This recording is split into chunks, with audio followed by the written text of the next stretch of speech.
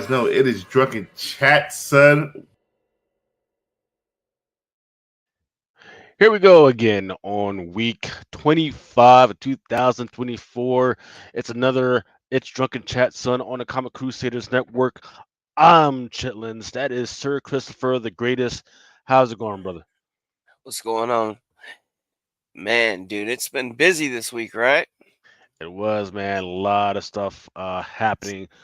Man, in between the stuff that's coming out, right, on TV, and I don't want to say movies yet because we haven't really had anything really big in movies come out.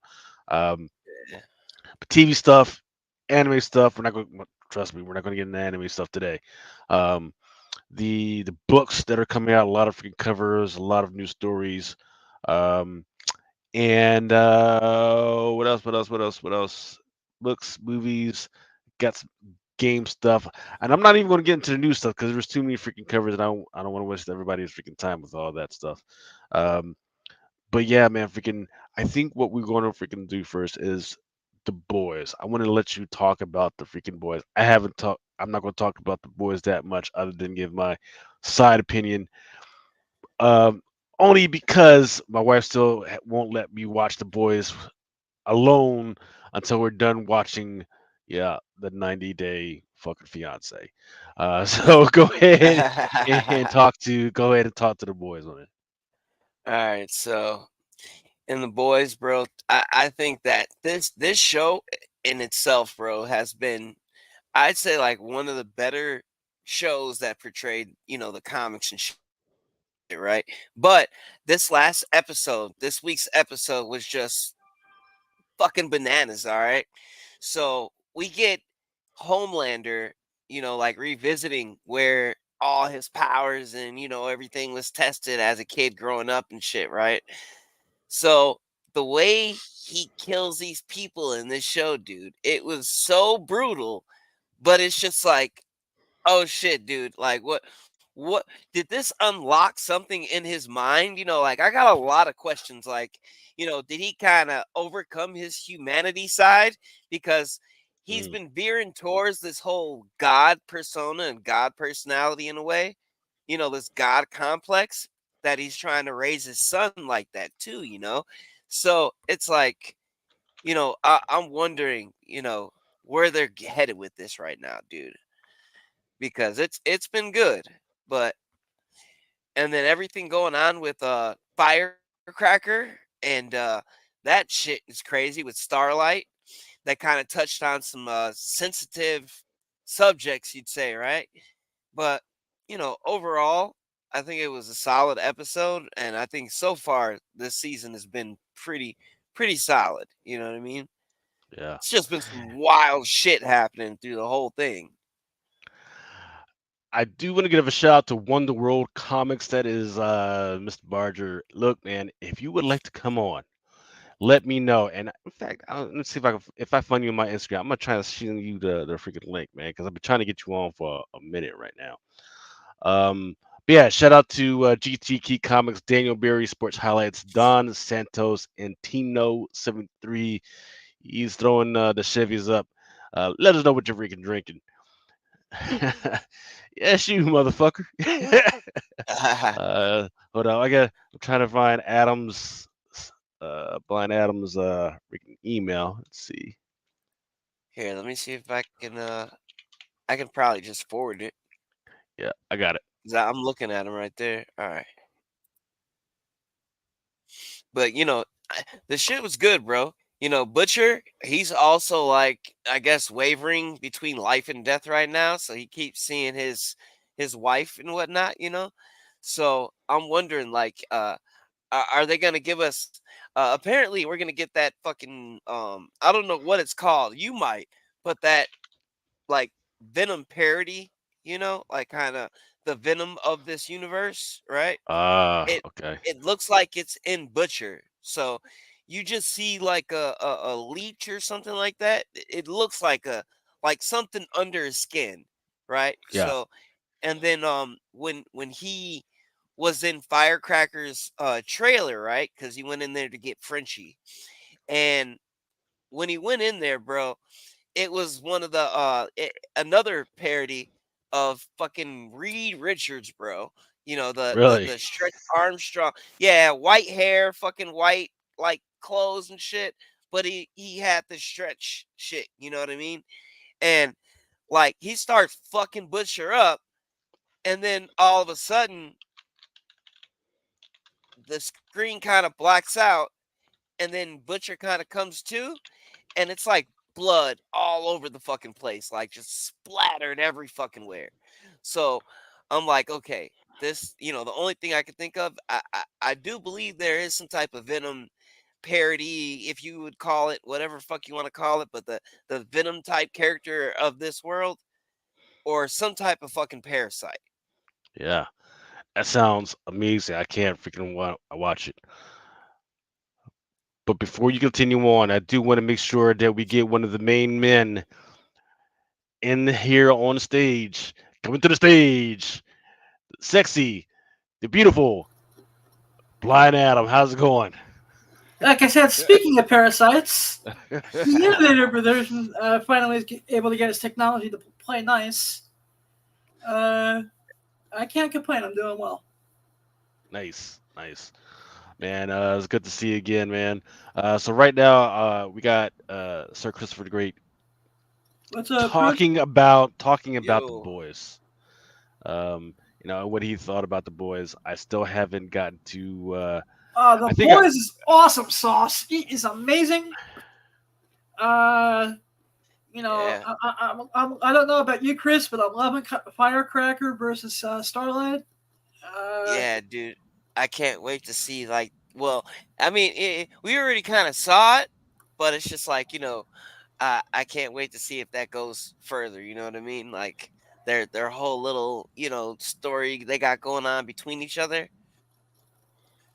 You know, yeah, I knew but uh, it was just amazing. you know better than me though, and I was gonna ask you, like, all right, is that a parasite, or is that the, like, the venom of this universe type demonstration? Like, like, I know Venom's in a way like a parasite, but you get what I'm saying. Yeah, I think it is like a parasite type thing. I would have to go back and reread the books, which I haven't read in a while. I hope they I hope they're gonna tear this freaking Venom type thing a whole new asshole because I'm tired of these fucking Venom books and they're just throwing the same shit over and over and over again, man.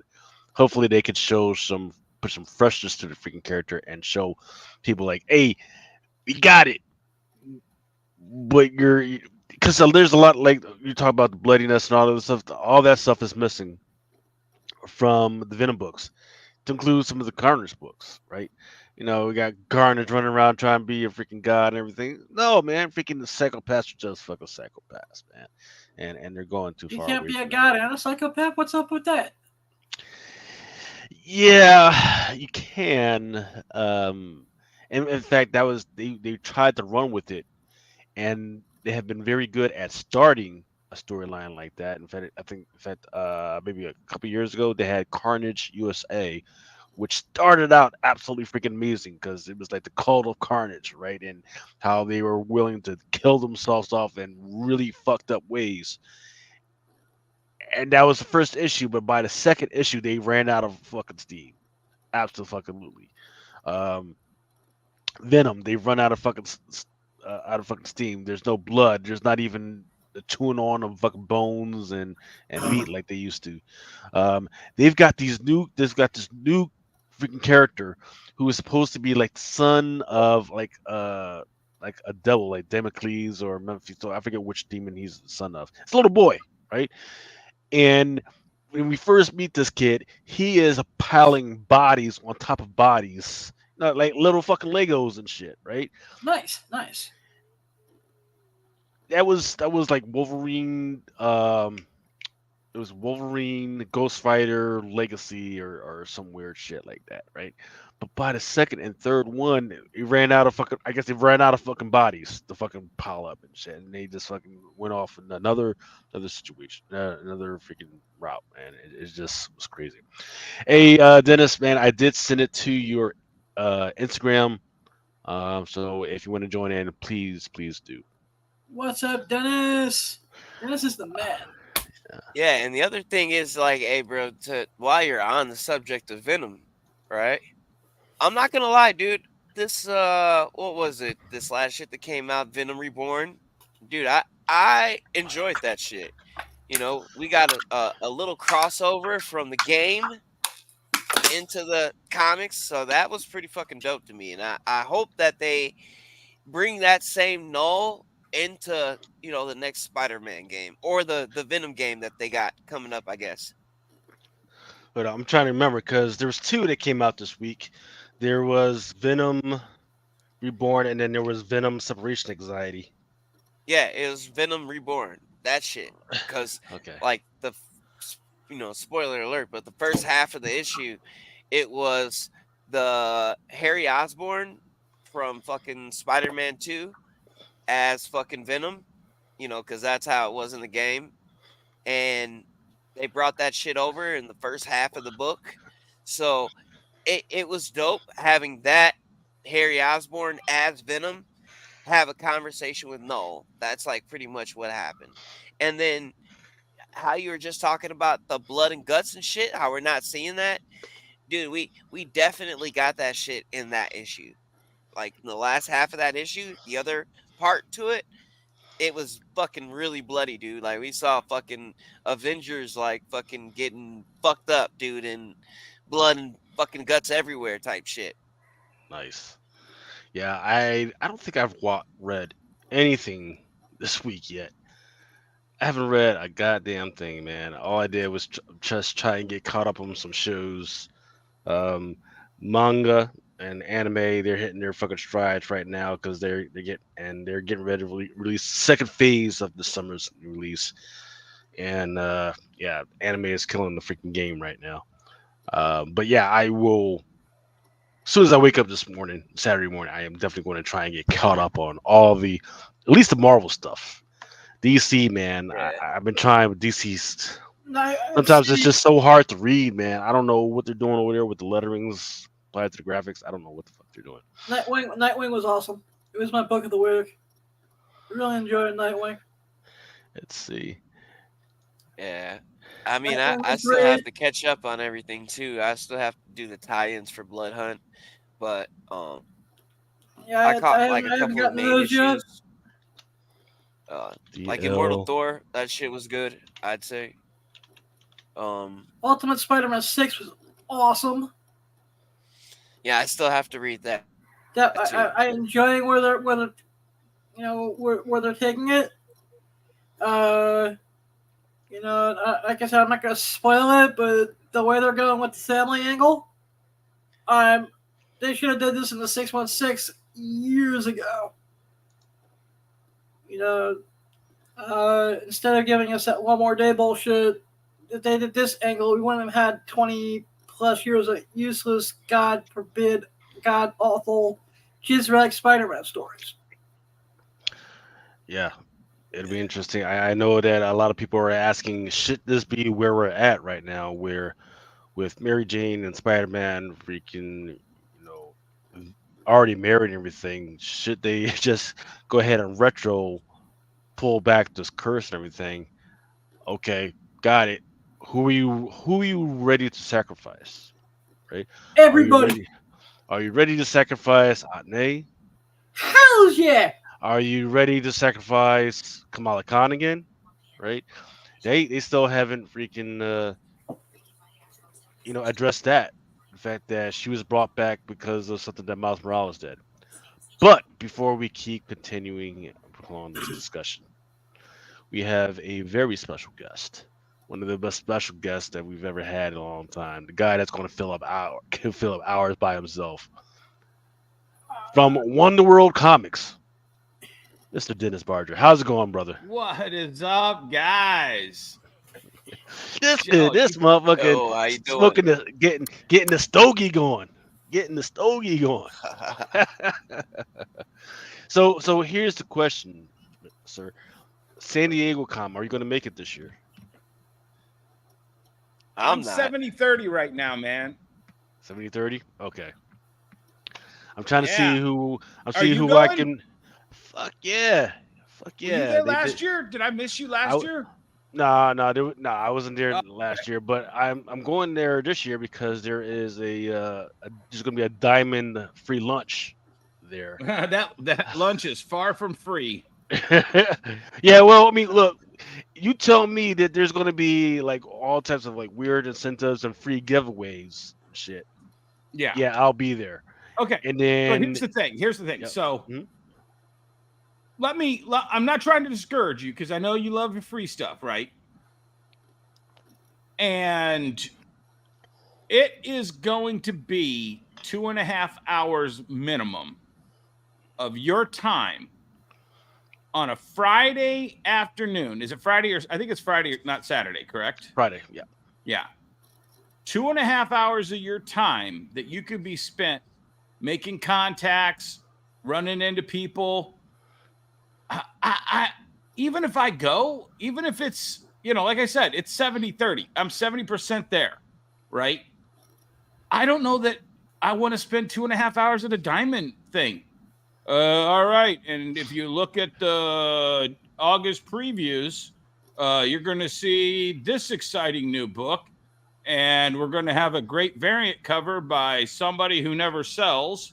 And we're going to have a one shot by it's, man, I'm just reevaluating my life on 2.5 hours of my life. Is it worth that's a why couple of variant comic books? Well, see, that's why I only go for three things. You go there to hear the introduction, you fucking clap, make them feel special, and you fucking leave. You But come here's the back, thing. you come back for the lunch, you fucking eat your fucking lunch, you fucking leave. And then you it's come literally, back. I'll tell you, it's a bag of chips, a cookie, and a turkey sandwich or a roast That's beef it? sandwich if you Yeah, get so there it's early even enough. worse than it's even worse than the breakfast. Oh yeah, the Is breakfast that is better breakfast- actually The because little Comics breakfast it Pro, wasn't half really? bad, but yeah, Because that sounds horrible. Comics I- Pro pays for good danishes. Yeah. Because I went to the lunch at Baltimore. is it Baltimore? Yeah, I no, think it those was Baltimore. retail summits, that's like a full sit down lunch, a full sit down dinner. Yeah, an they had open the bar. fucking waitresses. They fucking Yeah. brought out the fucking hooyah. I was like, what Yeah. the fuck is that?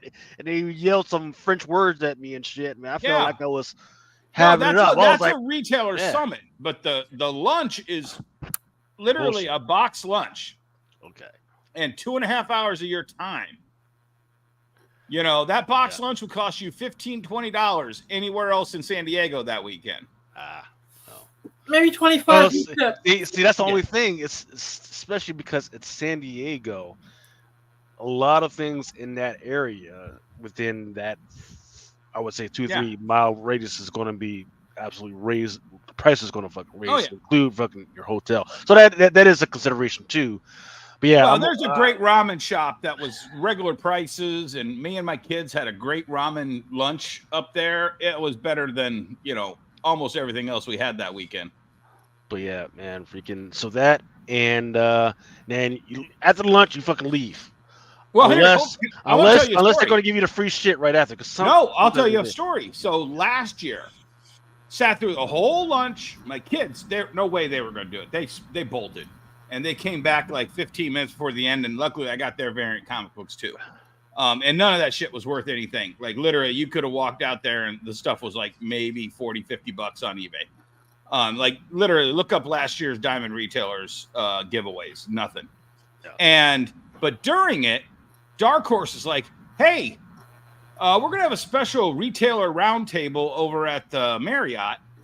And we invite all you retailers to come over, and we're going to have Lee Bergeo over there, and he's going to be signing books.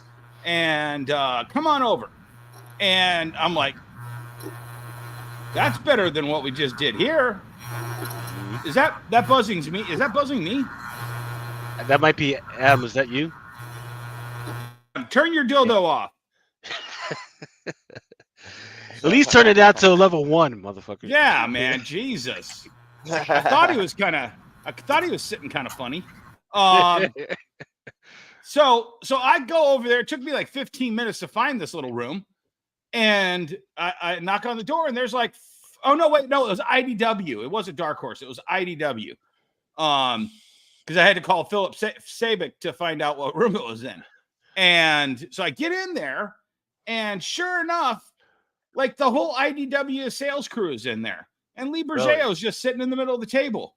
And I sat there for 45 minutes talking to IDW's entire sales team. Not one retailer came over from the dinner or from the lunch. Not one the entire time I was there. Wow. And I forget what that book was, but they gave me some variant from it. And it's all good. But, you know, that shit ain't what it used to be, bro. Yeah, it ain't. Yeah, so that's what I want to hear. I do want to hear from IDW, right? Because they just raised a bunch of more money, right? And Wait, did I say IDW? I meant Boom. Jesus, I suck. Boom? I suck at this. My brain is okay. Like, you know. So there's three that I do want to hear from. I want to hear from IDW because they just raised a bunch of money, so they should be trying to buy some other freaking licenses. I want to hear about fucking Dark Horse because I want to know why they keep fucking printing out 30 copies of some bullshit.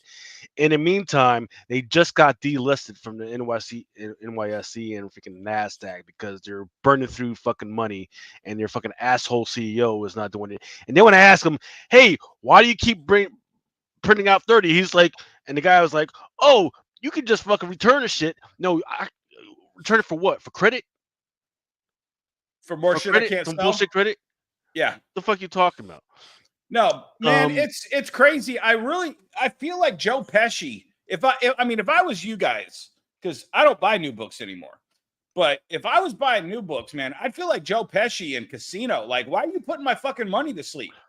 I'd literally take my fucking shoe off and start smacking them with it. You know? And AWA Studios, because they just signed with a new they're not new, with Vertical Studios to do movie and TV series. They're the ones that did Five Nights at Freddy's and The Ring and everything, so they can do it. They're on some A24 shit. What I want to know from AWA Studios is which ones are probably going to be the ones that are going to be, because there's some good ones. Right. Hotel, don't buy not Hotel. Hotel might make it. Haunts is bullshit. I reread it tried to reread it last night. It was absolutely fucking bullshit. Don't fucking hope that's not what they're going for. And there were some other good ones, man. But man, how's it going? You got your shop out there in, is it Texas or is it in Michigan? Michigan. Fuck. Yeah, south of Detroit.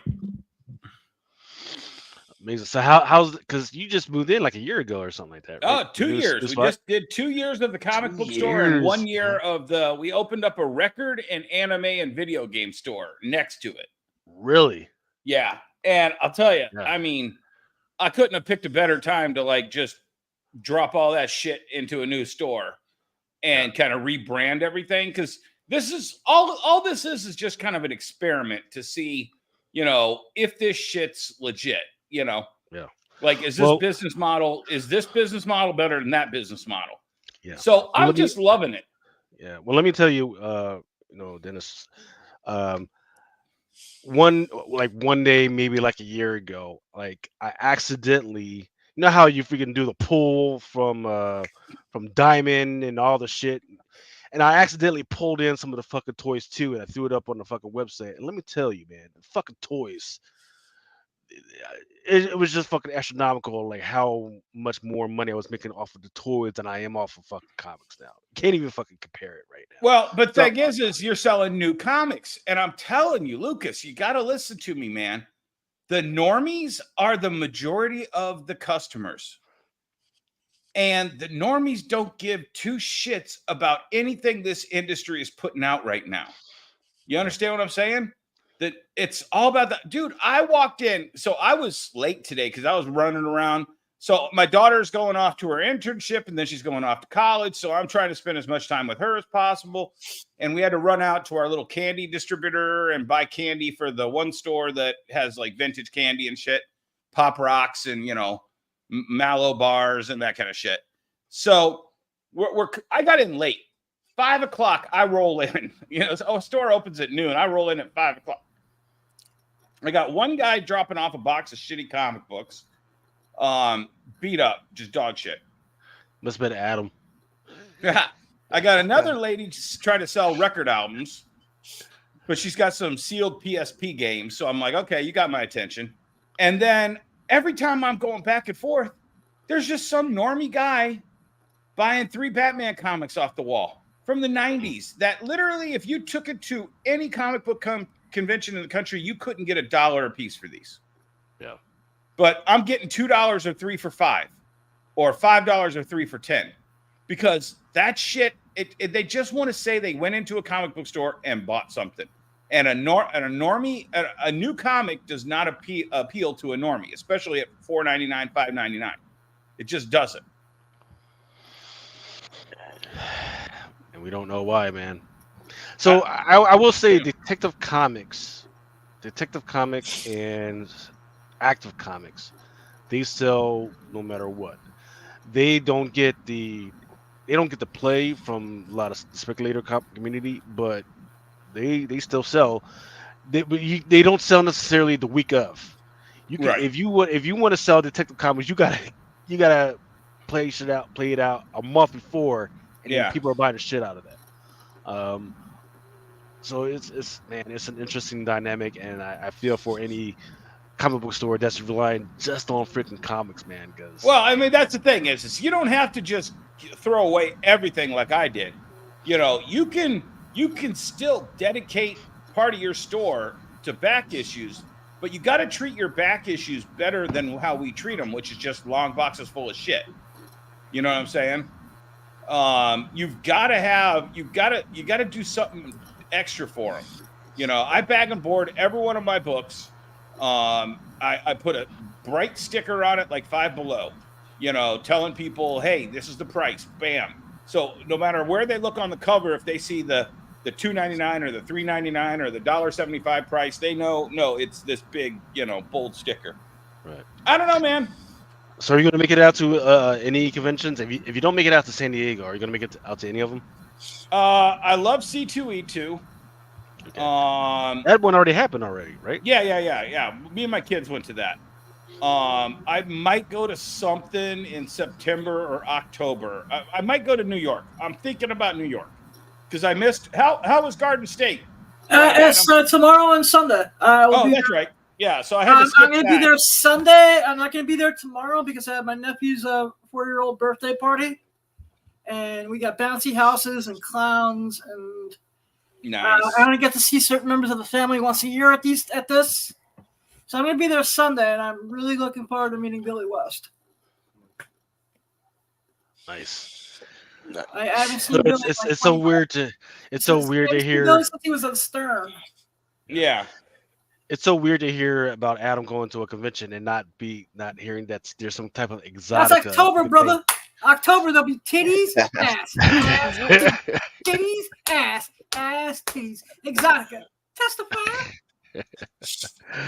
So Dennis, what TV shows are you watching nowadays, or are you watching any, or is it just shitty on the TV front for you as well? Man, I'll tell you what. I've checked out, brother. I've checked out. I watched a couple of reviews of The Acolyte. Nope, not going to watch that. You know what I watched? 2 days ago, I watched The Legend of Billie Jean with Helen Slater and Christian Slater. And, oh, wait, are they related? I don't think so. They're both in The Legend of Billie Jean, and it just occurred to me that they're both Slaters. Well, they're probably are. Okay. I don't know. Are they? They might not even be their real names and shit. So. Well, that's true. Yeah, it's Hollywood. Yeah. But I watched The Legend of Billie Jean, and I'm just like, how is this movie not bigger than it is? This movie's got so much going for it.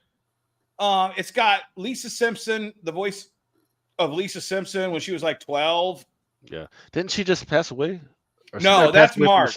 Marge passed away. Wait, the actress who played Marge passed away? Yeah. I believe so, yeah. Oh, wow. Yeah. Wow, when did that happen? No. This past week, man. I think maybe like Monday or Tuesday. Yeah. All right, it was recent. Yeah. Yeah. But I'm just kind of doing my thing, and I'm gonna watch that. No, I'm good. Acolyte, man, freaking. So I've been checking in and checking out and watching it, and so right now, after the first week, which was at like a 91% freaking tomato score, average tomato score, and then a 26% average audience score, it is now down to an average of 85% and 14% freaking audience score. Amanda Stenberg was so pissed off. Apparently, she wrote a freaking song about it, about how The diss pissed off she track heard was. around the Yeah. world. And Excuse me, what's this? yeah, the actress that plays the twins, she was not happy about what the heck is going on with it. Um, so that's whatever. And people are saying, well, she's a bad actress, and people are still like, because look, when it comes to the Jedi, people have been absolutely pissed off at how the Jedi have been acting, because they're like, oh, they've got no absolutely no type of affectation. It's like, if you've hung around people who are sworn to one way of life, and I'm talking about imams, I'm talking about Buddhists, I'm talking about Catholic priests, the majority of the ones that I know, they are the most boring motherfuckers you would ever fucking know. Now, Baptist ministers, they are on some other shit. They shout, holler, and freaking Sam Kinison. they are personalities on themselves. So if you haven't been to a temple or a freaking church within the last 3 years, please stop talking about how you think a Jedi, should be acting. Just calm down, calm down. If you're gonna say it, say, hey, well, according to my minister, then I got you. Okay, right. Now the thing for me is that I've been trying to figure out like where it fits in the High Republic freaking universe, right? Because it's supposedly happening as the High Republic is kind of like winding down and everything. Then I've been going back and reading and trying to figure out what the heck was going on. And I right now, after going, I dedicated a lot of time today to figure out what the heck was going on. After rereading that, I'm like, you know what? I think a lot of the stuff was unfounded, except for this last episode, when most of it was just Jedi running around the freaking woods and chopping down fucking insects. And the biggest thing that should have been happening was when you kill the freaking Jedi Wookiee, and it happens off screen. What? Everything else was like, okay, I'm following you, got you. You're showing me this, you're showing me that, and then I don't know that because the fourth one was supposed to be like the big episode where like it all freaking came together, and nah, they missed it. Well, now they're saying, "Oh no, wait, it's the fifth episode." I thought the Wookiee. I didn't think we even found him. I thought she was looking for him, like in that house when she went in there. She was looking for him, so I didn't even know he died. I didn't know. I thought he's still alive, and they didn't run into him yet because when the Jedi arrived, I think that she went in the house, and then she was looking for the Wookiee, but did it die? Yeah. Like, yeah, dude, that's crazy, dude. I didn't even know. Right, that should have been a big event, right? That should have been a freaking stop the fucking I thought that presses was the fucking whole event. reason why we were going there. I thought that was the whole point of that shit. Why would we go all the way there? And literally, he brought pretty much all the characters from the entirety of the story. And like, I guess the only thing that was big to me, I guess, was the reveal of the Sith, and that was it through the entire episode. I'm like still 4 episodes behind you guys. I started watching it last night. I watched episode 1, which the first half of it was entertaining for me. The second half was a little talky, but I didn't mind it all that much, and I'm still trying to figure out some of how it fits in the Star Wars lore and all that. I'm a casual Star Wars guy. But yeah, see, I mean, right. Go ahead, Dennis. Go ahead. No, I mean, the real question we should ask is this moving the needle on a single fucking spec book? Hells no. And the answer is no. Not at all. They built this one whole High goddamn book. Republic. They built this whole High Republic, and they're not using any of it. They use like one chick from like the second year, and you know, it's like at a certain point, it's like, why did we buy all that High Republic shit? Just to sell some books, I guess. Yes, because what they've been doing lately with these shows is they'll build a new character, and then a year from now, then they'll have a comic to recap what the fuck happened in the. Like, oh, what are y'all doing? Freaking, you should already have that shit out. Or what should happen is I should be sitting at home going, oh shit, that's fucking great, and then I walk straight into the fucking comic book store the next fucking day and buy the comic that's related to that shit. Mm-hmm. Or I start buying things of that character. I'm gonna give you an example. In order to calm my nerves before my last blood check with the white blood cell count and all that for the leukemia, I started rewatching Arrow. I love Katie Cassie as the Black Canary so much in it. I went on eBay and I bought 2 copies of Justice League 75. Yeah. And started this. I mean, it's clearly not inspiring anybody. That's the problem. Yeah. Yeah, So, I can't even make a good porn parody out of this shit, man. It's giving us it always comes back to the porn for Adam, man. Yeah, I was watching, like I said, I was watching The Boys and Firecracker versus Starlight, man. I got inspired. Oh man, so the third one was good, right? Because I could see a direction for them, right? Because there's a really weird package inside the High Republic universe and the old Star Wars, Old Republic stuff, where they're talking about Frankenstein, Star Wars Frankenstein, Star Wars zombies, there's vampires, there's ghosts, there's all types of weird freaky shit freaking happening. And I was like, okay, now they're going to start freaking maybe slowly bringing these freaking things in, because you got the witches. People don't realize that when they're doing circle of one, they're trying to fucking conjure fucking ghosts. I'll say, okay, here we go.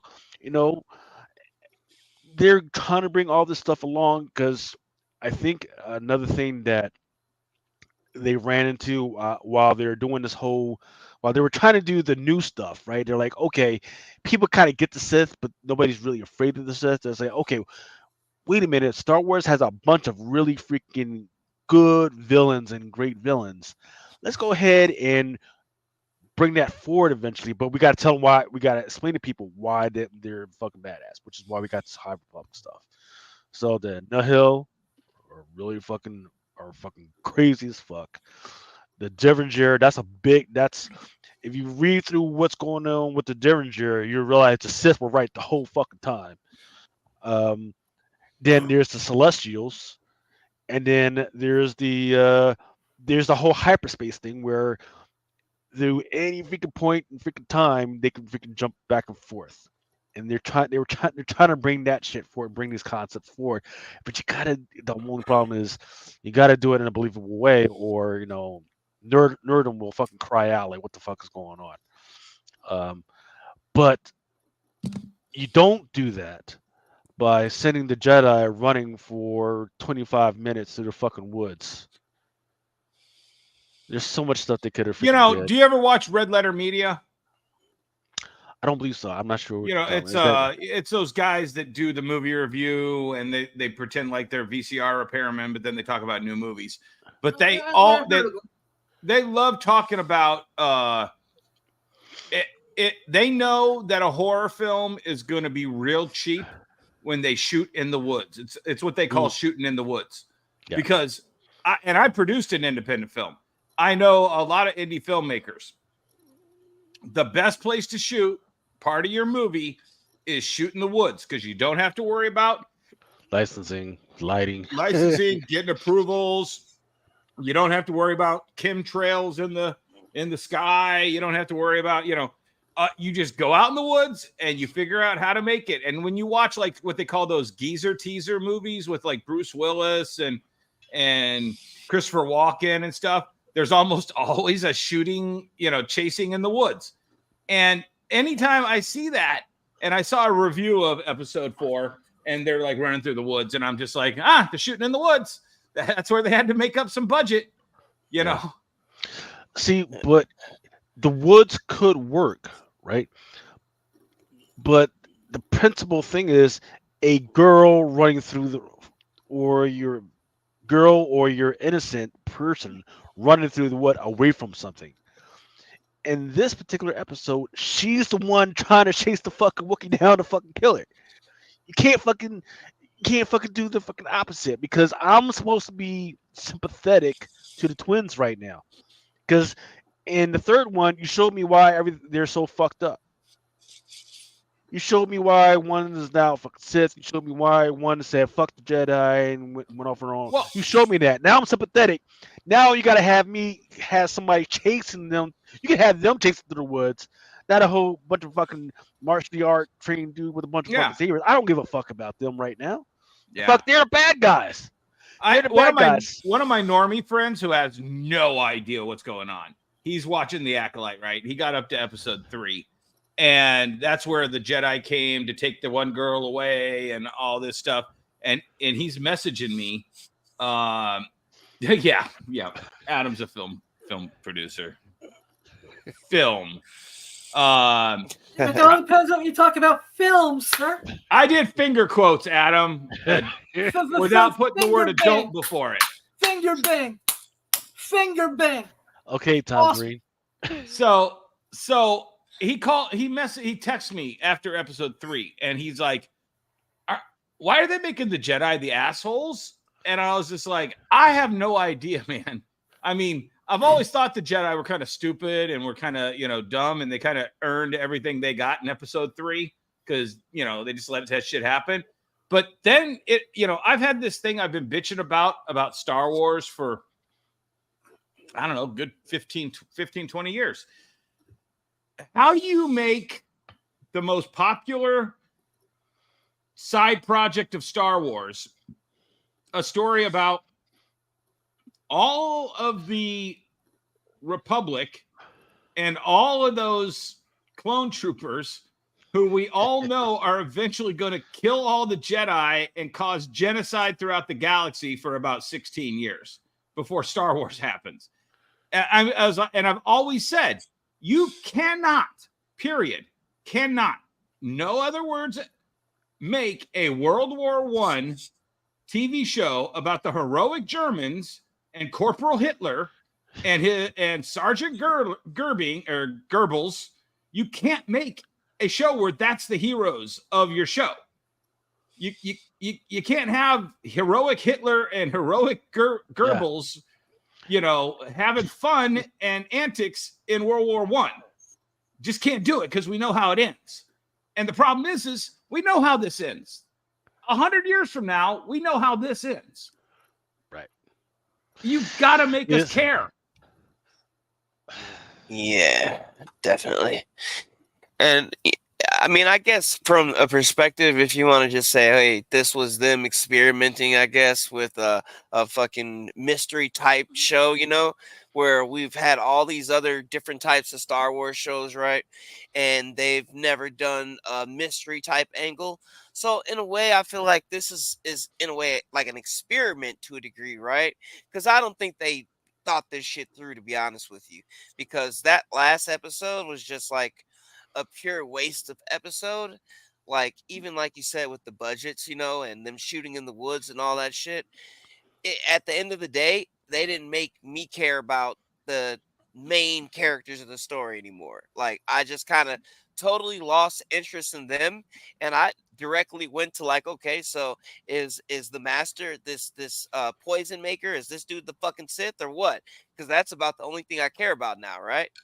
And the rest of the shit, I can care less about the twins. So I feel like they royally kind of fucked this one up.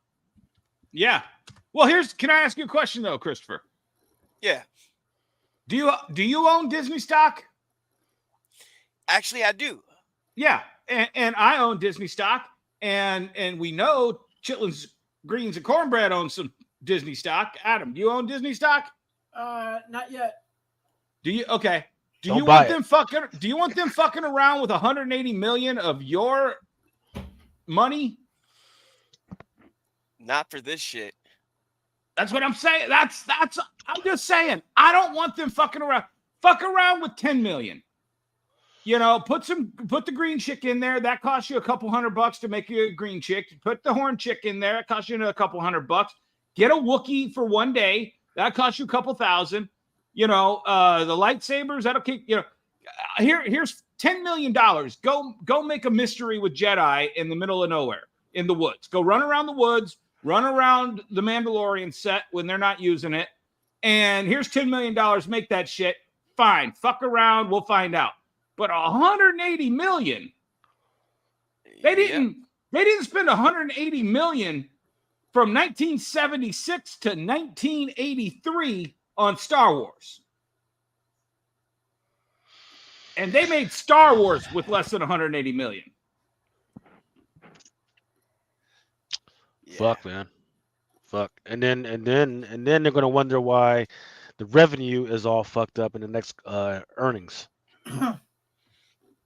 You know? Yeah, because this show bombed. I mean, it really just even this show kind of was killed before it even got started. To be honest, you know, shit, before people even gave it a chance, they shitted on it. But then, you know, we get this far into the series, actually watching it, and it makes me feel like this. So yeah, I'm kind of fucking mad. You know, that it was a waste of our time, and the shit just sucked. I'm just being honest now. You feel me?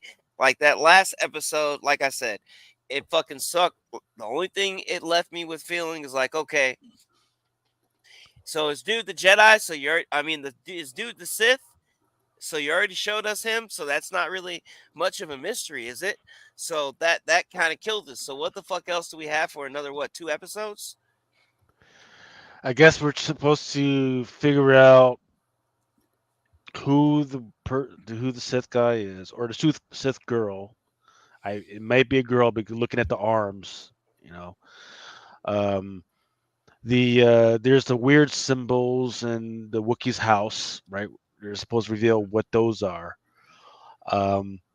And I would have been excited for them to start peeling that off, because there's those symbols that are supposed to be tied to the symbols that Ahsoka found in the temple, in the Night Sisters temple from that last thing.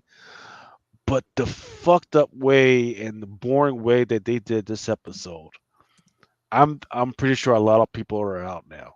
Right, but here's the thing. But I mean, and I'm not trying to beat this dead horse, but does Yin or Yang up there, do they show up in episode 1? No. Does Green Chick show up in episode 1? No. Do any of these witches show up in episode 1? No. The Wookiee ain't going to show up. He's dead. You know what I'm saying? Mm. Carrie Ann Moss is dead. Maybe she might be the chick in the Kylo Ren helmet. You know, none of this matters.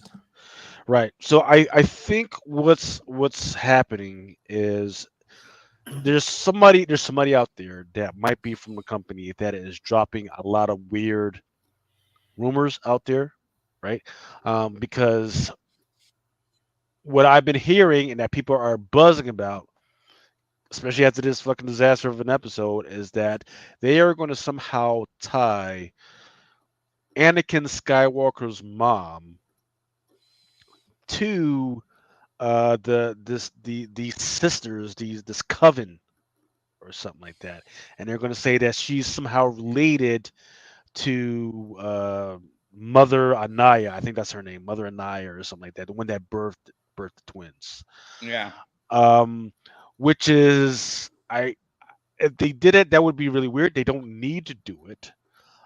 Because it's already been established in the High Republic that the way actually not just in the High Republic, but in the video game, the Old Guard, I think it's called the Old Guard, Star Wars Old Guard, is the way it works is there's these there was this race called the Aridians, which is where the Dathomirids came from, and they can have babies with humans.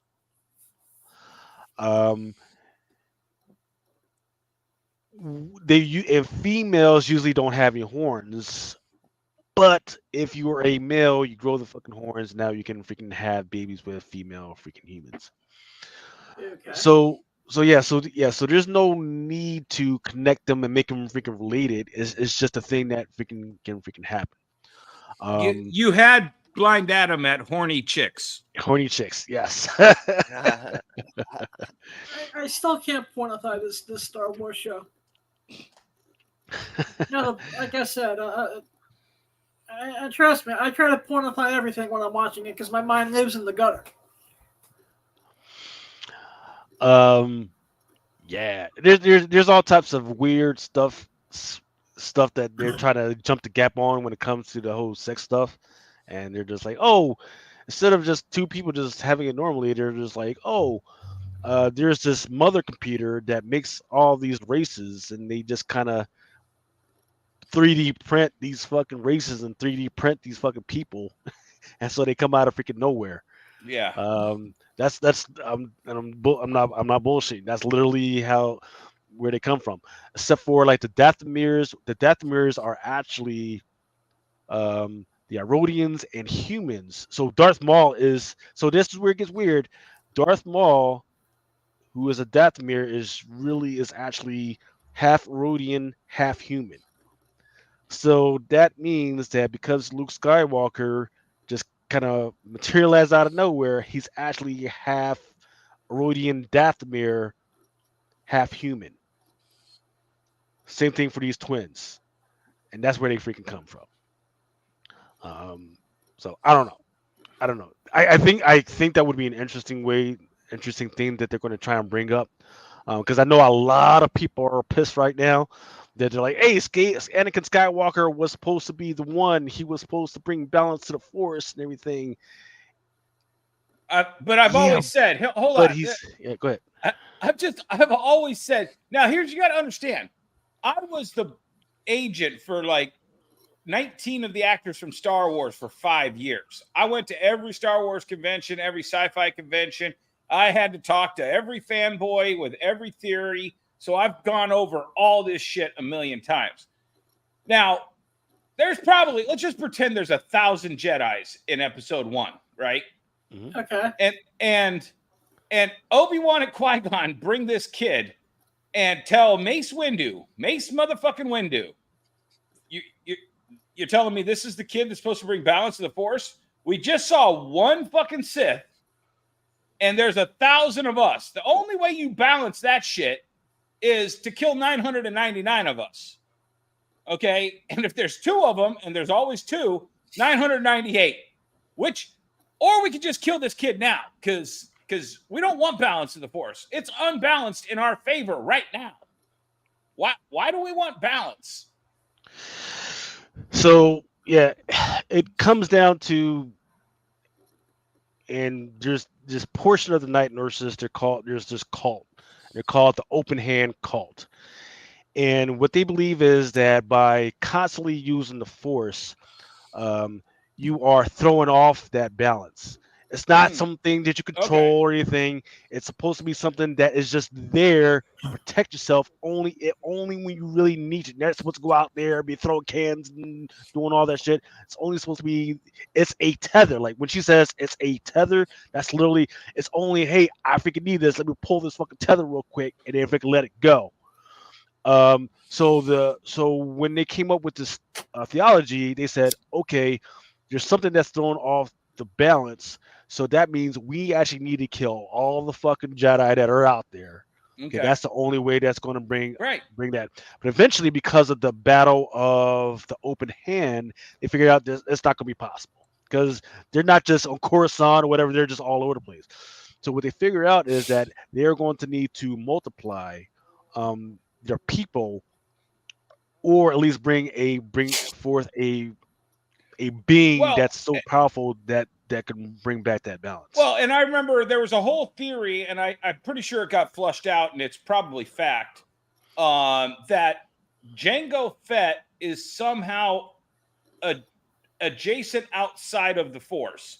And that's why Obi-Wan never sensed that all the clones were him and all of that. There's something about that. And that's why, what's his name doesn't sense Boba Fett coming up behind him. You know, there's a whole lot of things. Something about Jango Fett's DNA is outside of the Force. And that's why all the clones get taken off of Jango so that the Jedi never see the clones turning on them. Right. So let me get into that after Eric's question. He says, I thought Maul's mother was a night sister and his father was a night brother. Yes. So the way the Dathomir are made is that there's night sisters and a night brother. They're all Dathomir. They get together every once in a while, and then the night brothers goes off to another fucking planet, and the night sisters takes care of the babies on another one before like penguins. Right. But the way where the Dathomires actually come from is from the Herodians. The Herodians had sex with the humans, and that's where the Dathomires came from. The thing about the clones, because the clone technology came from, there's this weird freaking computer that's out there that's called Mother.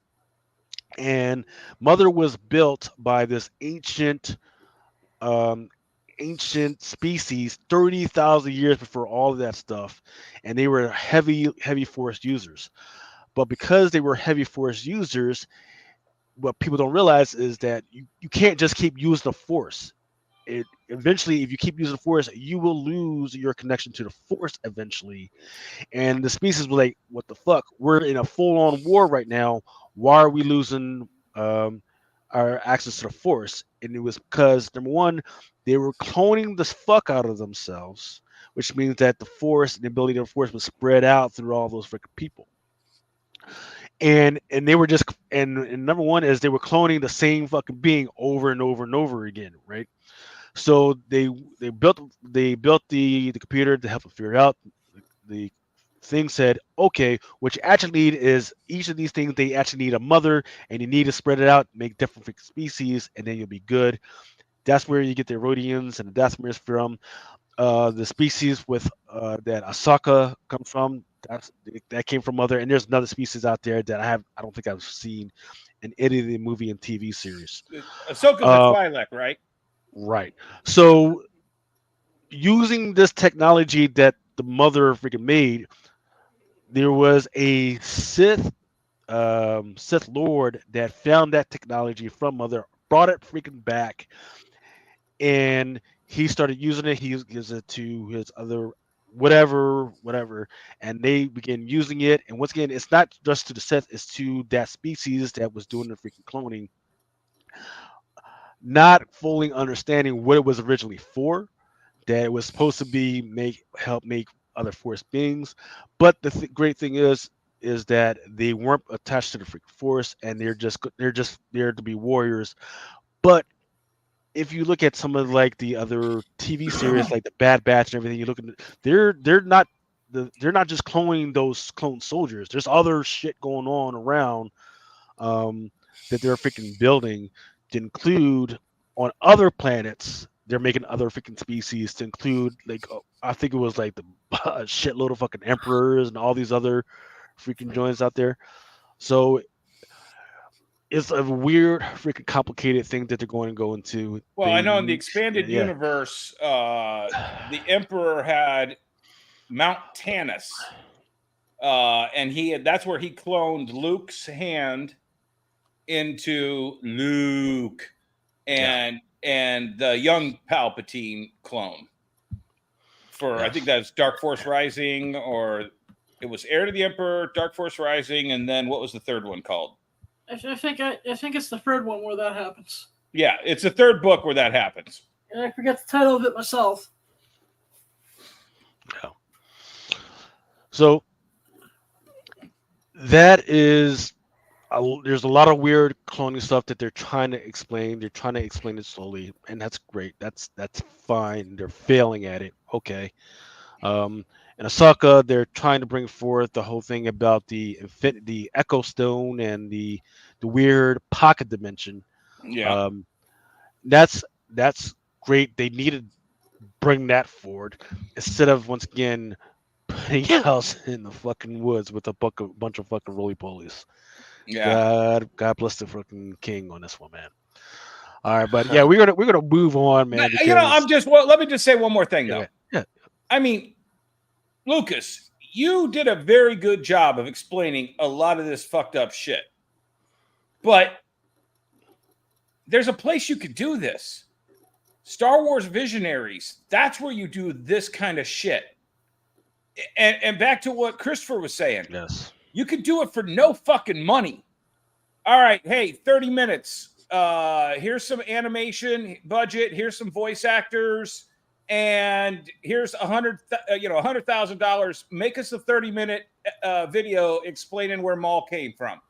All right, you over there, you other animator, Leslie Headland. You have zero experience except for one TV show and a movie nobody saw. Here's $1 million and some voice actors, and make me a 1-hour movie about the acolytes over here.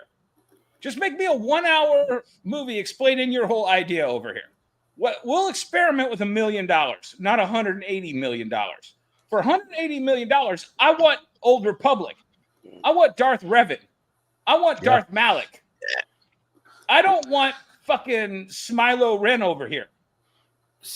Yeah. If I wanted a shitty Star Wars thing, I would watch the holiday special for crying out loud. At least you get Ralph Bakshi's Boba Fett.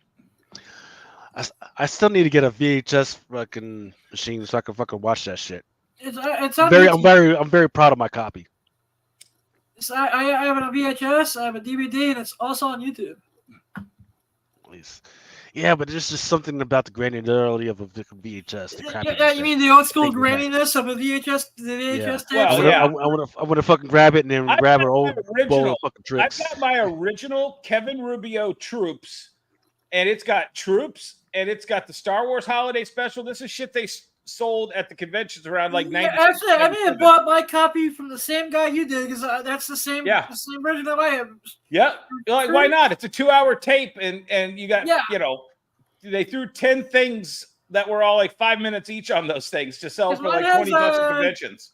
It was like Troops, an episode of Howard Stern, the holiday special, and a bunch of other shit. You know what? My favorite one on that I never see played is Star Wars Odd Couple, and it's Chewbacca and Darth Vader to the intro of the Odd Couple. I may try. I've never even tried to see if that's on YouTube or not. Yeah, I love that, man. That's just so stupid. That was what entertained us 30 years ago, man. And now this, I'm like, I've never watched Troops like 40 times in a row because it's just an awesome cop story. Then the show of this modern shit we got, even the old school droids. You know what we're talking about, right, Lucas? With Troops? No. Oh, dude. Okay, so it's a parody written by Kevin Rubio and a whole bunch of guys that dressed as stormtroopers, right? And they shot it out in the desert outside Los Angeles, and it's done just like Cops. Yeah, in the same style. That's basically stormtroopers being cops. So at one point they do like a domestic. We're here at a drive-by on a sandcrawler, and I don't know what gang they pissed off, but they're all dead. And then it's like, Jesus. And then they have a domestic dispute at the Lars home. The domestic dispute part of it's my favorite. Yeah, at the end, it's a domestic dispute over at the Lars home, and it's the wife and the uncle. It's Uncle Owen and Peru. And she's like, and he won't even tell his son where his nephew, where his dad really is, and it's just like all this shit. And then it turns up that they have to kill him, and they cover it up. And then, Yeah, it's amazing. Yeah, Book of Boba Fett was really bad, Eric, in the chat. And the thing is it could have been so good. There's a movie called Quigley Down Under that I thought they were going to steal the ending from, and I think it would have been a better ending for Book of Boba Fett. And if you've ever seen Quigley Down Under, he kind of makes friends with the Aborigines of Australia. And at the end, the Australian or the British government is going to like kill Quigley and arrest him. And all of the Aborigines surround the place. And they're like so scared shitless because the Aboriginals have never like, all come together and challenged the British government. And so they like let him go. And I was like, oh, dude, if they steal that scene, this is so perfect because, all the Tuscans show up to Mos Espa or whatever the name of the city was. And they would all shit themselves because they don't know what Tuscans getting together is like, They lost it.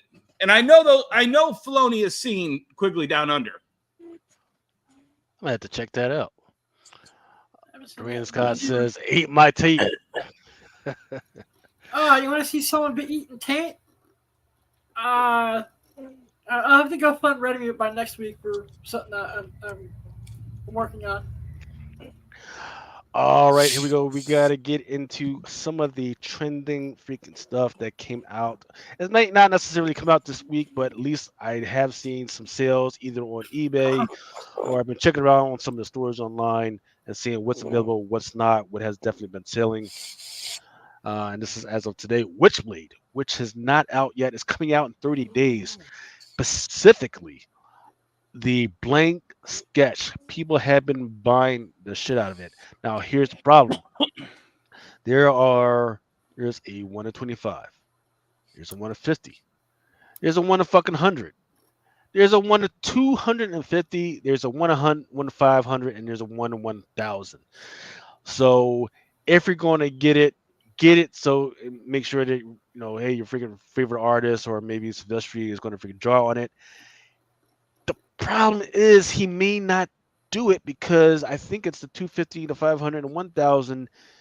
That's supposed to be special art that he's going to freaking sign or something like that. So he may be reluctant to freaking draw on it. So this will be for your own personal thing, unless you wait a year and then bring it to him. That's going to be interesting. So, but yeah, I've seen a lot of good freaking sales on this one. From the Ashes in the Beginning, X-Men #1, Legacy #302, Blood Hunt #2. People keep buying the shit. Peach, Momoko, Scarlet Witch on the freaking cover. Actually doesn't look freaking pretty bad, but I'm not sure what the hell is going on. A DC book out of nowhere, Absolute Power #1, The Wraparound by Dan Mora. Butcher's Boy from Dark Horse Comics issue #2. We got the full crew on the freaking cover. Man, some people have been actually snapping some of these covers up. This is from American Mythology Productions, and I wouldn't mind seeing a TV show or something like that. Al Capone, fucking vampire. What the fuck? From Blood Moon Comics, man, they've been on a roll within the last year, coming out with some good stuff. This is going to be the first issue for Deliver Us from Evil by Who's Peter the Burrell. artist on that cover? Mattia Ducchini. That's somebody to keep an eye on, man. That's some Peach Momoko, some Shinzei Ito type, fusion. Yeah, it's definitely got like the David Mack. Yeah, it's got the David Mack, method of using watercolor, but I do like what the subject matter though. It was going on Repair Tech Tony. And then I forget who did this cover, but this one is a pretty good cover as well. Yeah, I like that. You see the fucking skull in the smoke? Yeah. Kind of look like damn near reminds me of Ryan Stegman signature.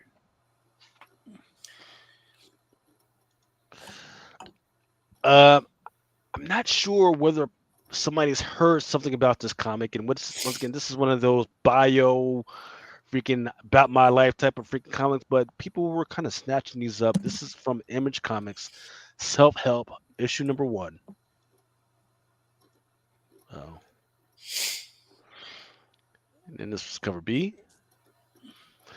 Pharaoh issue #4. This is a homage to 28 Days Later. I already read it. What'd you think about it? Without spoiling it, I thought it was good, and there's a twist in there. I think that's gonna make people lose their shit. And I believe was this a 1 in 25, Adam? So wait Or a was it second. 1 in Hold on. 20? Can I just ask a question? So Yeah. we spoiled all of the boys. We spoiled all of the Acolyte. But fuck, we're not going to spoil issue 4 of Feral. Out of respect for Tony and Trish. See, the thing is, the difference in between Acolyte and the boys is you can't get away from it. You can't fucking get away from that shit. Like, I try and run away from it. Try and freaking even if I try. Oh man, I'm not gonna watch it. Fucking I'll open up my fucking Instagram. Open up my fucking Facebook. Yeah. Somebody's fucking trying to fucking. So we'll keep this one safe though. Yeah. I mean, I was just. It's just respect for Tony and Trish, who are good friends of mine, and we all love them. I just thought it was funny because. All right, G.I. Joe. Like I said, actually, but this one is such a good twist. I actually want people to be, go, motherfucker, why did they do this? When they actually read it. You know what I was thinking about this? I was actually thinking about the Skybound Image stuff. And if Big Clutch is watching, here's some free cornbread for you. You know, one of my favorite things about comic books that get into like their, 8th printing and 2nd printing and 3rd printings and they keep everything in print to get the new readers in. And I love it when they do a cover that kind of, remember when Kick-Ass did like, all the covers for all the printings and then like Squirrel Girl. Mm-hmm. I want to see G.I. Joe and Transformers do a big collage printing where it's the, whatever printing and it's every cover bleeds onto the other. So I guess because I can see the G.I. Joe and Transformers books going to like a 10th print. Yep. And them doing that. Yeah. There's black and white. They put that on regular covers, right? Because we got those connectings at least. I think that's about as close as we'll get. Yeah. I just like to see him do it connecting across all the issues in the series. The after print, that would be dope. Rat City #3. People have been eating this up. I have not fucking read it yet, which is a shame. Red Coat from Image. Red Coat issue #3. Looks like they're getting into some Mason territory. Black Panther Blood Hunt #2. I believe this was your 2nd print. This one was a hot book. This one is definitely sold out at the distributor level. Uncle Scrooge and the Infinity Dime issue #1. I forget which letter this one is, but people are saying that this particular Scrooge on here is the Scrooge above all. That's what they're telling me. That's why people love this cover. Archie Comics Judgment Day issue #2 by Inhyuk Lee. Some Pegasus type goodness for Adam Zenoscope. Adam, it is a sexy ass bitch. Fall of the Emerald City issue #3. 22 pages of nasty content for you. Nice. And then Gun Honey, the collision course. Photo cover? Yes, photo cosplay. Cosplay.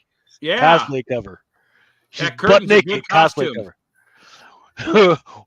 Where's the rest of her damn costume? It's the curtains and the gun. Oh, wait, she's wearing a skirt. She's wearing a skirt. All right.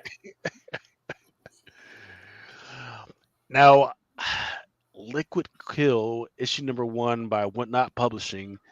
Man, these are really freaking good. And in fact, it's got, let's see, do I have both covers? Nope.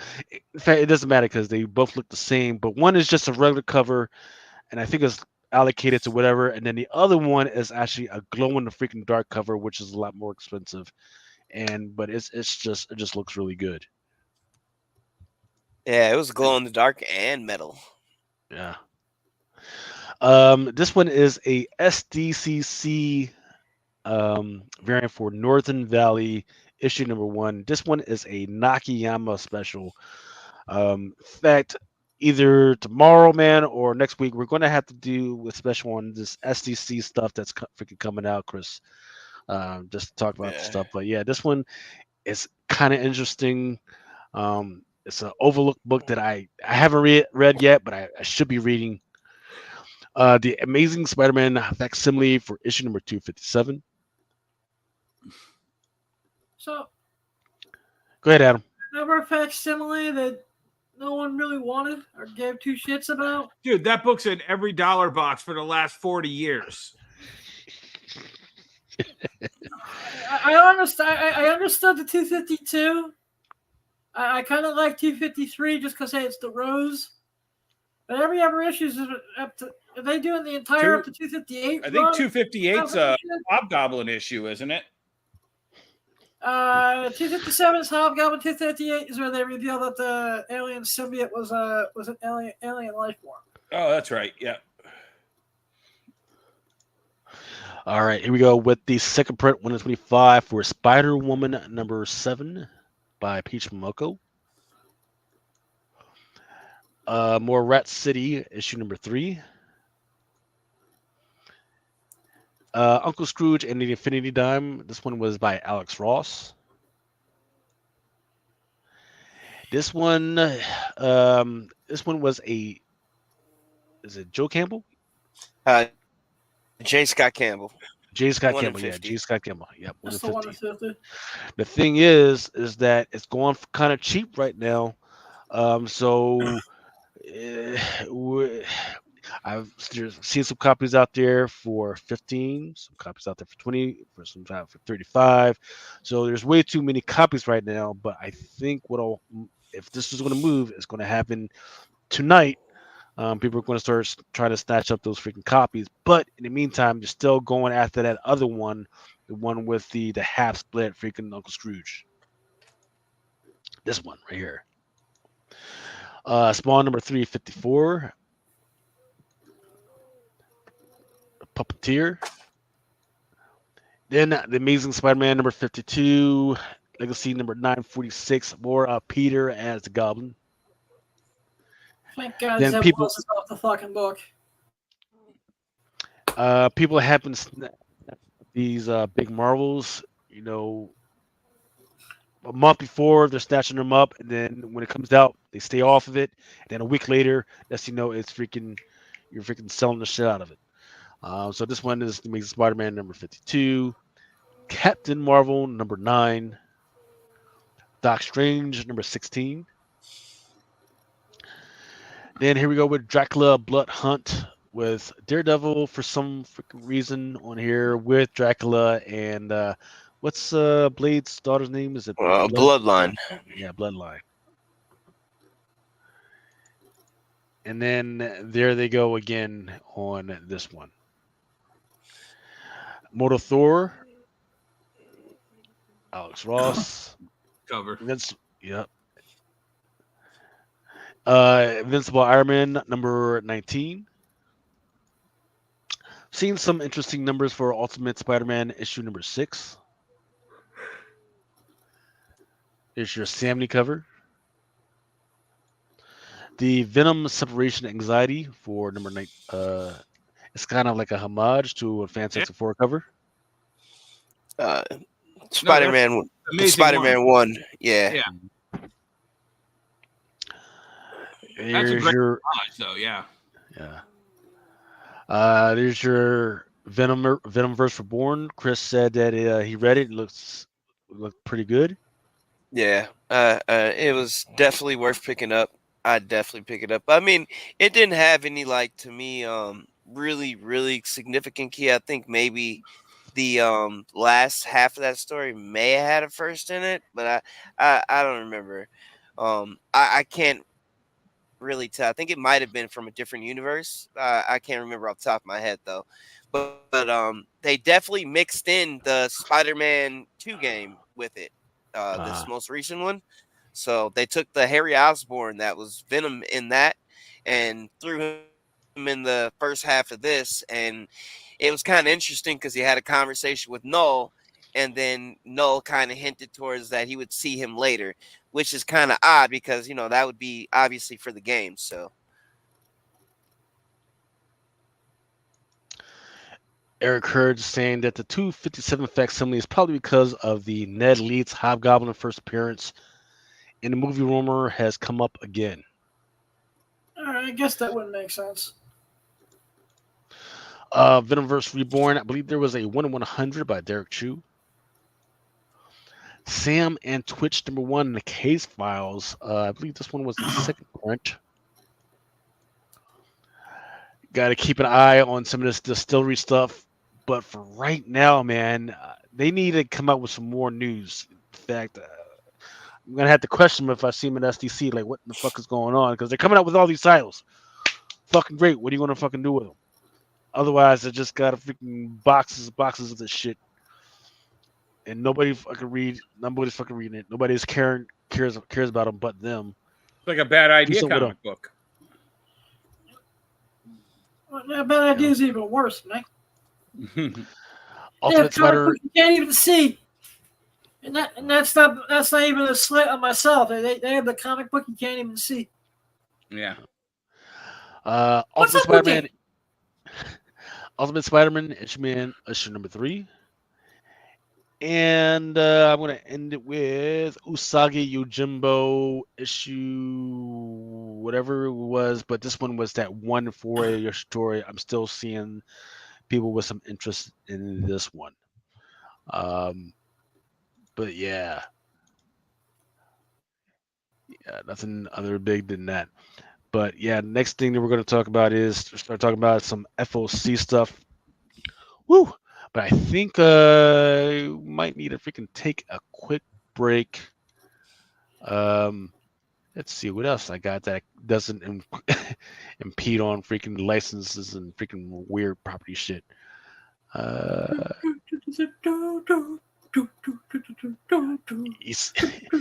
you need a 2-minute break, man? Nah, we'll do that later. Let's just take. I will be back momentarily. I just need to go grab something in the other room. Okay, yeah, let's just take 41 seconds. Stand by.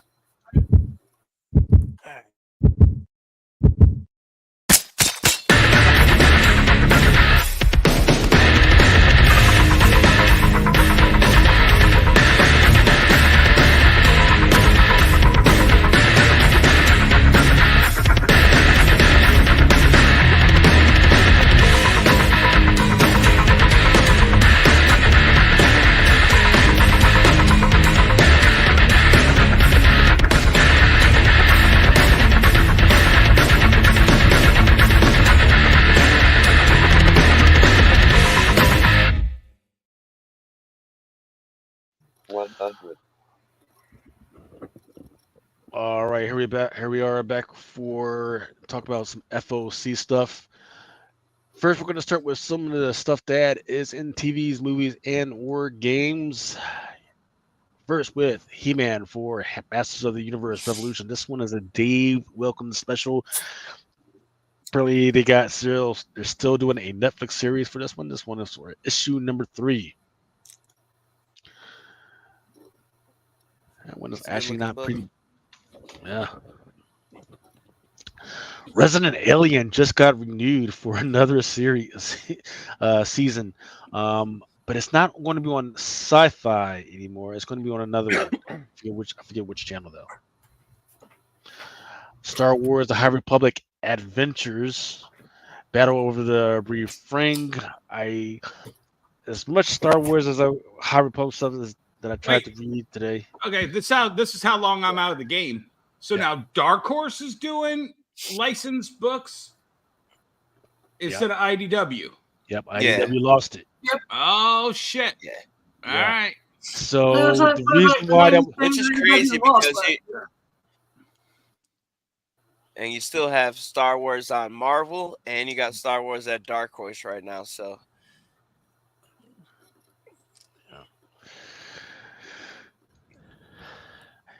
and then here we go with Lionel Hughes, Star Wars Darth Vader. The news is that this issue #50 is going to be the last issue that they're going to. Well, actually, this is Darth Vader, right? But there's Star Wars Star Wars number 50 is going to be the last issue for that Star Wars series because they're caught up now.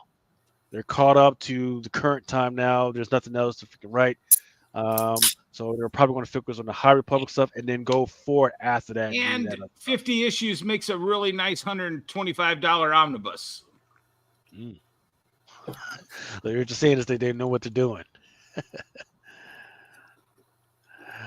All right, here we go with Moon Knight, the Aliens freaking cover. Dick Tracy, issue number 3.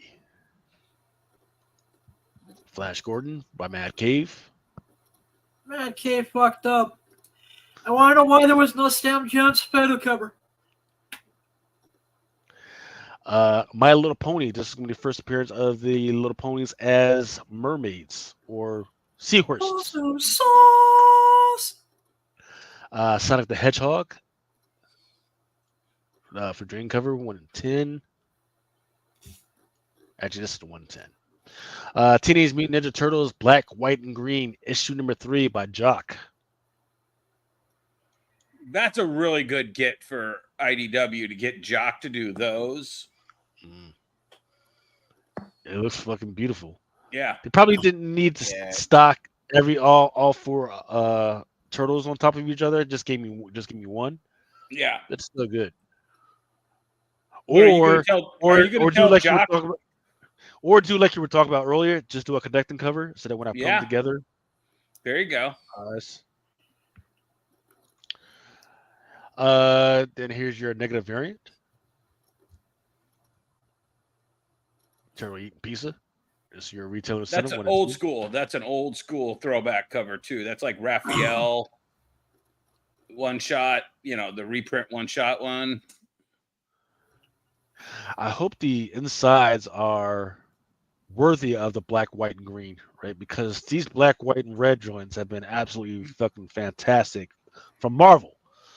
I hope when IDW does this black, white, and green, they go back to the original turtle stuff that was pretty fucking gritty and fucking bloody. Yeah.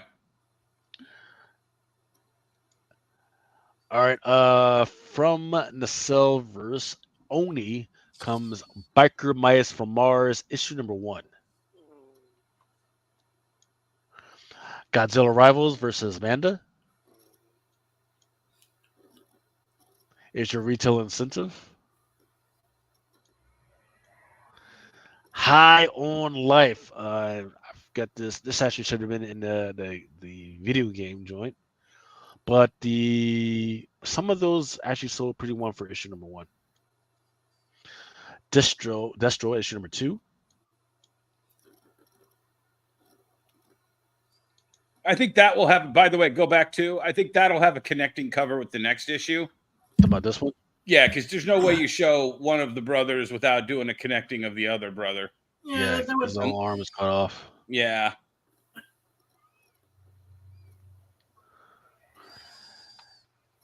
And there's your black and white. That's pretty badass.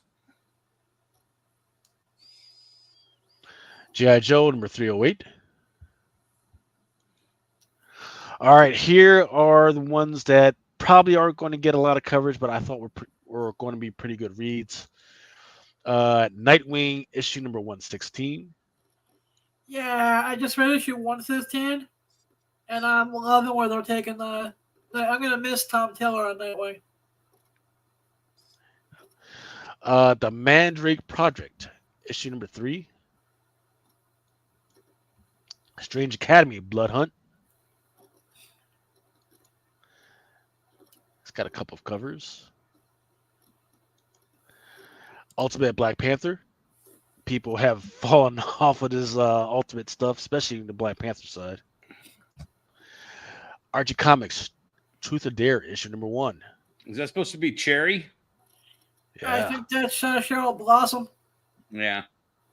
But they're drawing her to look like Cherry. Testify. Witchblade issue number 1. This is not the final artboard. Misery issue number 2. Issue number 1 sucked. It had nothing for you. But hopefully, I'm hoping that they start to pick it up. And it's only supposed to be a 4-part miniseries anyway. Plastic Death and Dolls, issue number 2. This should have been freaking picked up for something. And then Rat City, issue number 4. All right, here's some of the ones done by some of your favorite artists. Zantana, Nathan Zerdy. Gorgeous. This is the Gotham freaking Viking freaking stories, Zamfino, just absolutely freaking gorgeous. There's a lot of freaking great covers coming out from that series. Here's your Nightwing, Rian Gonzalez. Yeah, it's fire. There's a Ooh. Catwoman, David Nakayama. A whole lot of love. Adam, that is going to be a nice fetish cover for you to grab. You know what? I may have to have someone reenact this as cosplay. That There's so many whips. It's so many handcuffs. Yeah. My friends at the that work at the dungeon in Manhattan. Yeah. I know, and I may have to talk about them reacting this cover. There you go. Catwoman number 67. This one is a Raksha Lynn. I've talked about how she is a very talented artist, but I'm gonna have to talk to her in person one day and explain to her, yeah, you need to put a little bit more sauce, because the stuff that she draws from manga is absolutely fantastic, but she hasn't translated that sauciness over to her comic book covers yet. Now, one thing that might be happening is that when she submits it, they said, no, you can't do that. You can't show that much titties and stuff.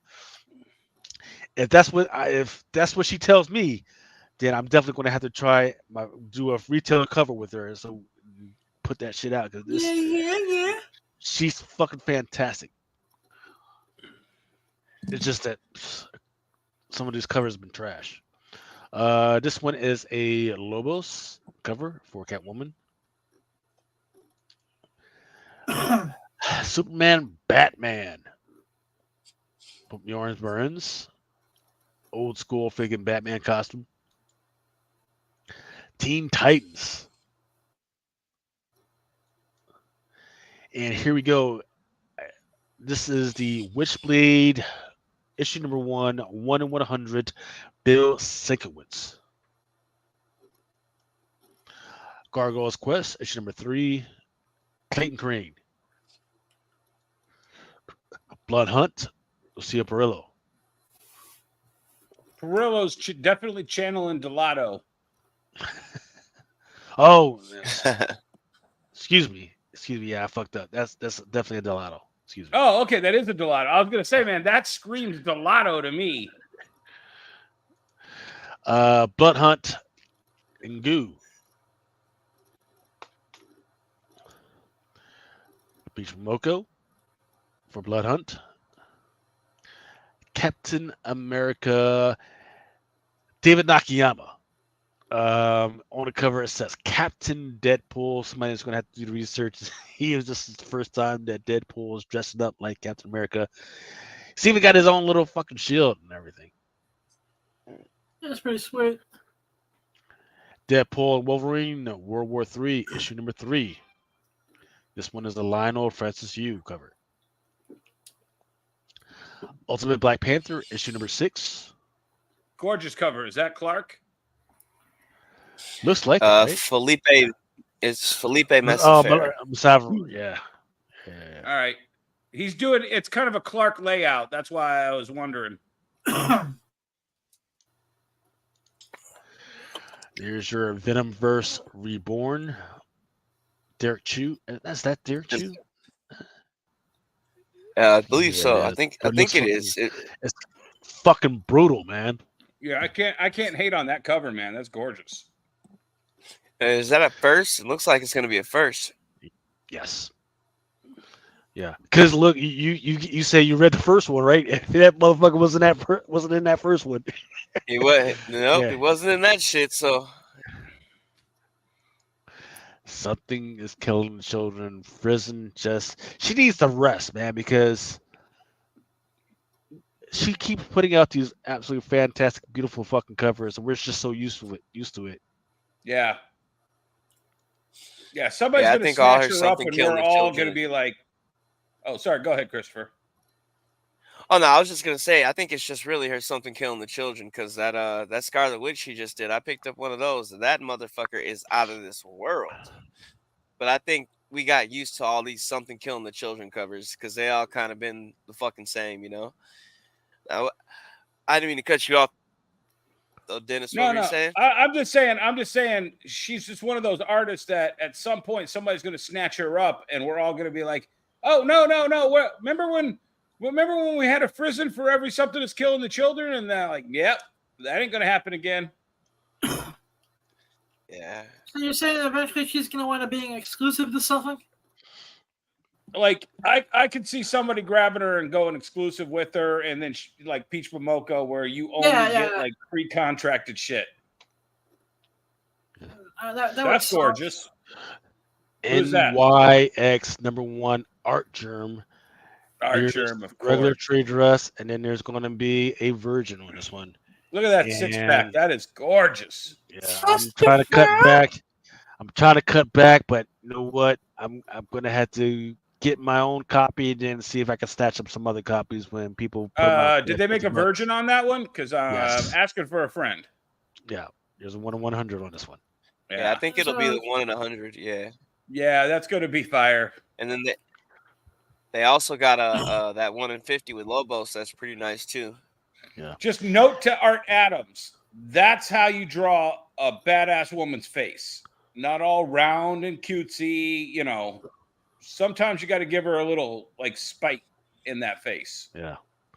It looks like he definitely took some inspiration from some of the anime. So there's the cutesy girl, the kawaii, and there's the badass fucking girl who hates everybody's fucking guts.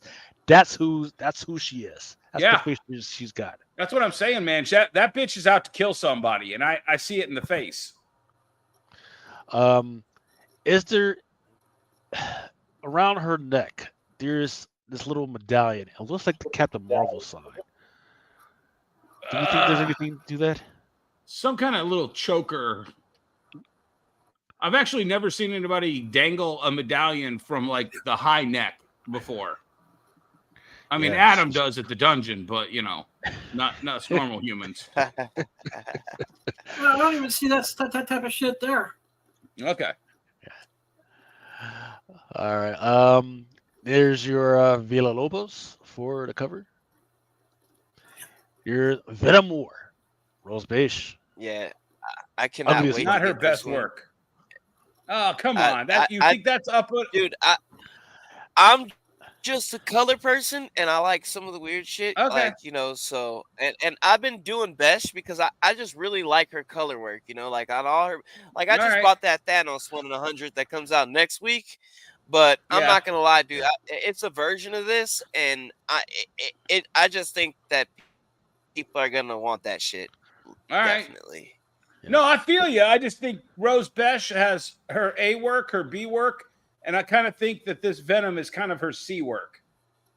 Yeah, it is towards her normal shit, you know. Like, give you an example. I agree with you 100% because I feel like that Thanos she just dropped is right hanging around mid. You know, almost an A type work, right? Yeah. This one is, but like I said, I think for me, it's just I think I like the color work on it, and because it reminds me of like if she took a little inspiration from Scotty Young on this one. Besh is one of those artists that does like 90 books a month, or it feels like that. And I wish her and Steve would do a little less.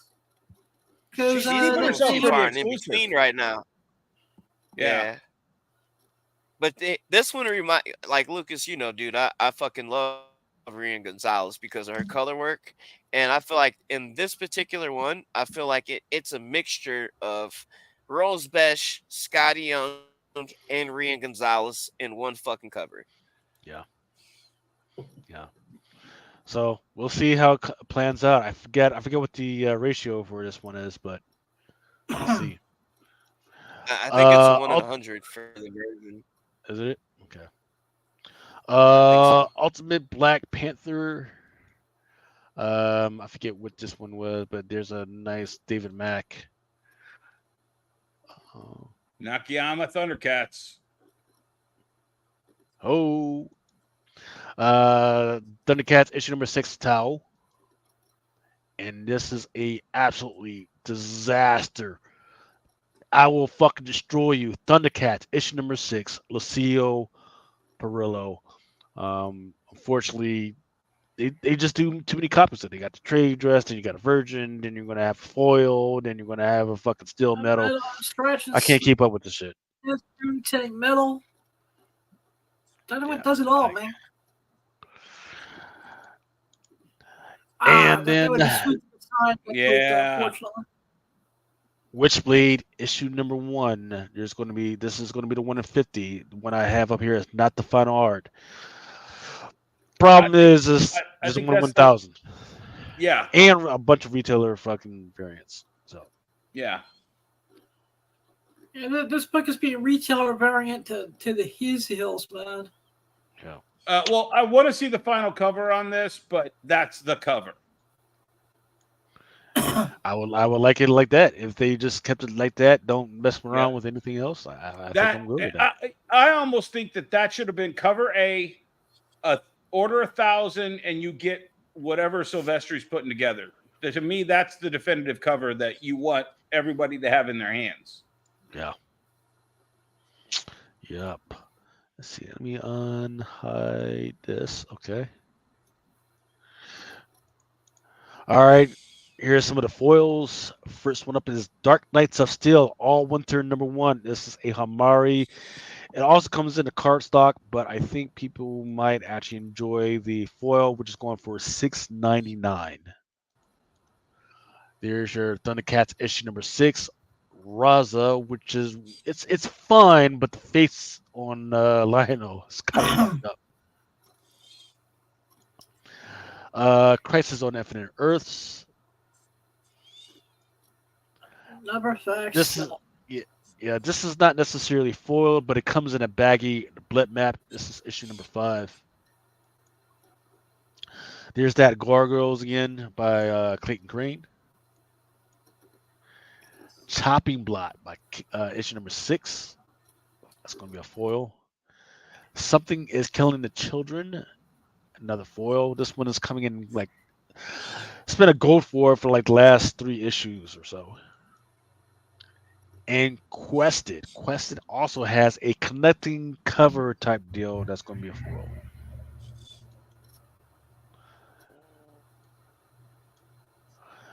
Ram God issue number 1 is going to have by Massive. Is going to have a foil. And then this, I forget whether this is like the cover C or D, whatever by D. Okay, can I ask a stupid question? Once again, Absolutely. Out of the game for too long. Was it Massive Whatnot? Yes. Yeah. So Whatnot still publishes under Whatnot, but then they also publish under Massive. They're trying to say exactly. They try to say, okay, we are no longer a part of Whatnot. We're our own deal. But in the meantime, I'm still seeing logos on their fucking books. Yeah. Joe 477 says he knows some 2 people trying to collect all the fucking Thundercats. God help them. Well, you send them my way, man. Now try to give them a fucking deal because that's fucking crazy. Actually, Lucas, I may be hitting you up on the Thundercats Overstock because I am in the works and doing a private signing with somebody. So okay, cool. Lucas, I may need this.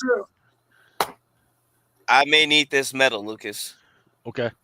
I might have to fucking holler at you for this metal, dude. The Powerpuff Girls issue number 1, which is crazy that Dynamite freaking grabbed that fucking license. That's crazy, dude. That shows you how fucked up it is over at DC and Warner Brothers right now.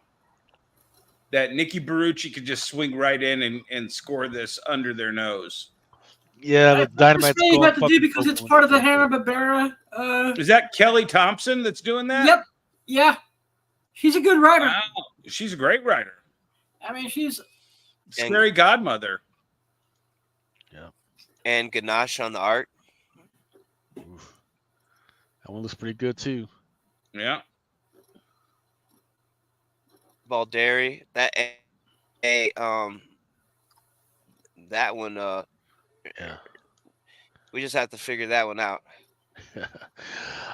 These are a couple of funny ones. This is Cal Exit. It's got a bunch of what do you call it? Not mascots, or what are those? Yeah, they're those people. mascots. Yeah, SpongeBob, Barney, and Scooby Doo sitting at the fucking bar.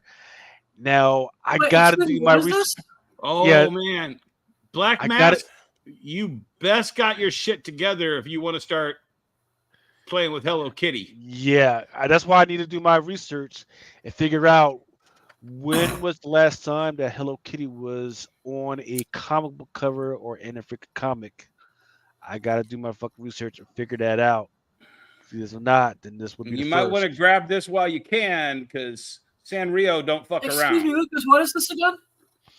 It's like it's not a cover B, but it is a variant cover of the Cal Exit Battle of The Cal University. Exit. And you said it's got Yeah. Scooby Doo and SpongeBob and Well, the Well- first cover A has them, but then there's a different cover, and it's like this couple hanging out, but they got Hello Kitty Hello with Kitty. a Rambo machine gun. yeah. ooh, not, all right. You know what? Maybe when she had that one, that Hello Kitty one shot, maybe. Yeah, I don't know, man. All I know is if you want controversial covers, grab this, because Sanrio ain't gonna be playing. If they make this, it might disappear.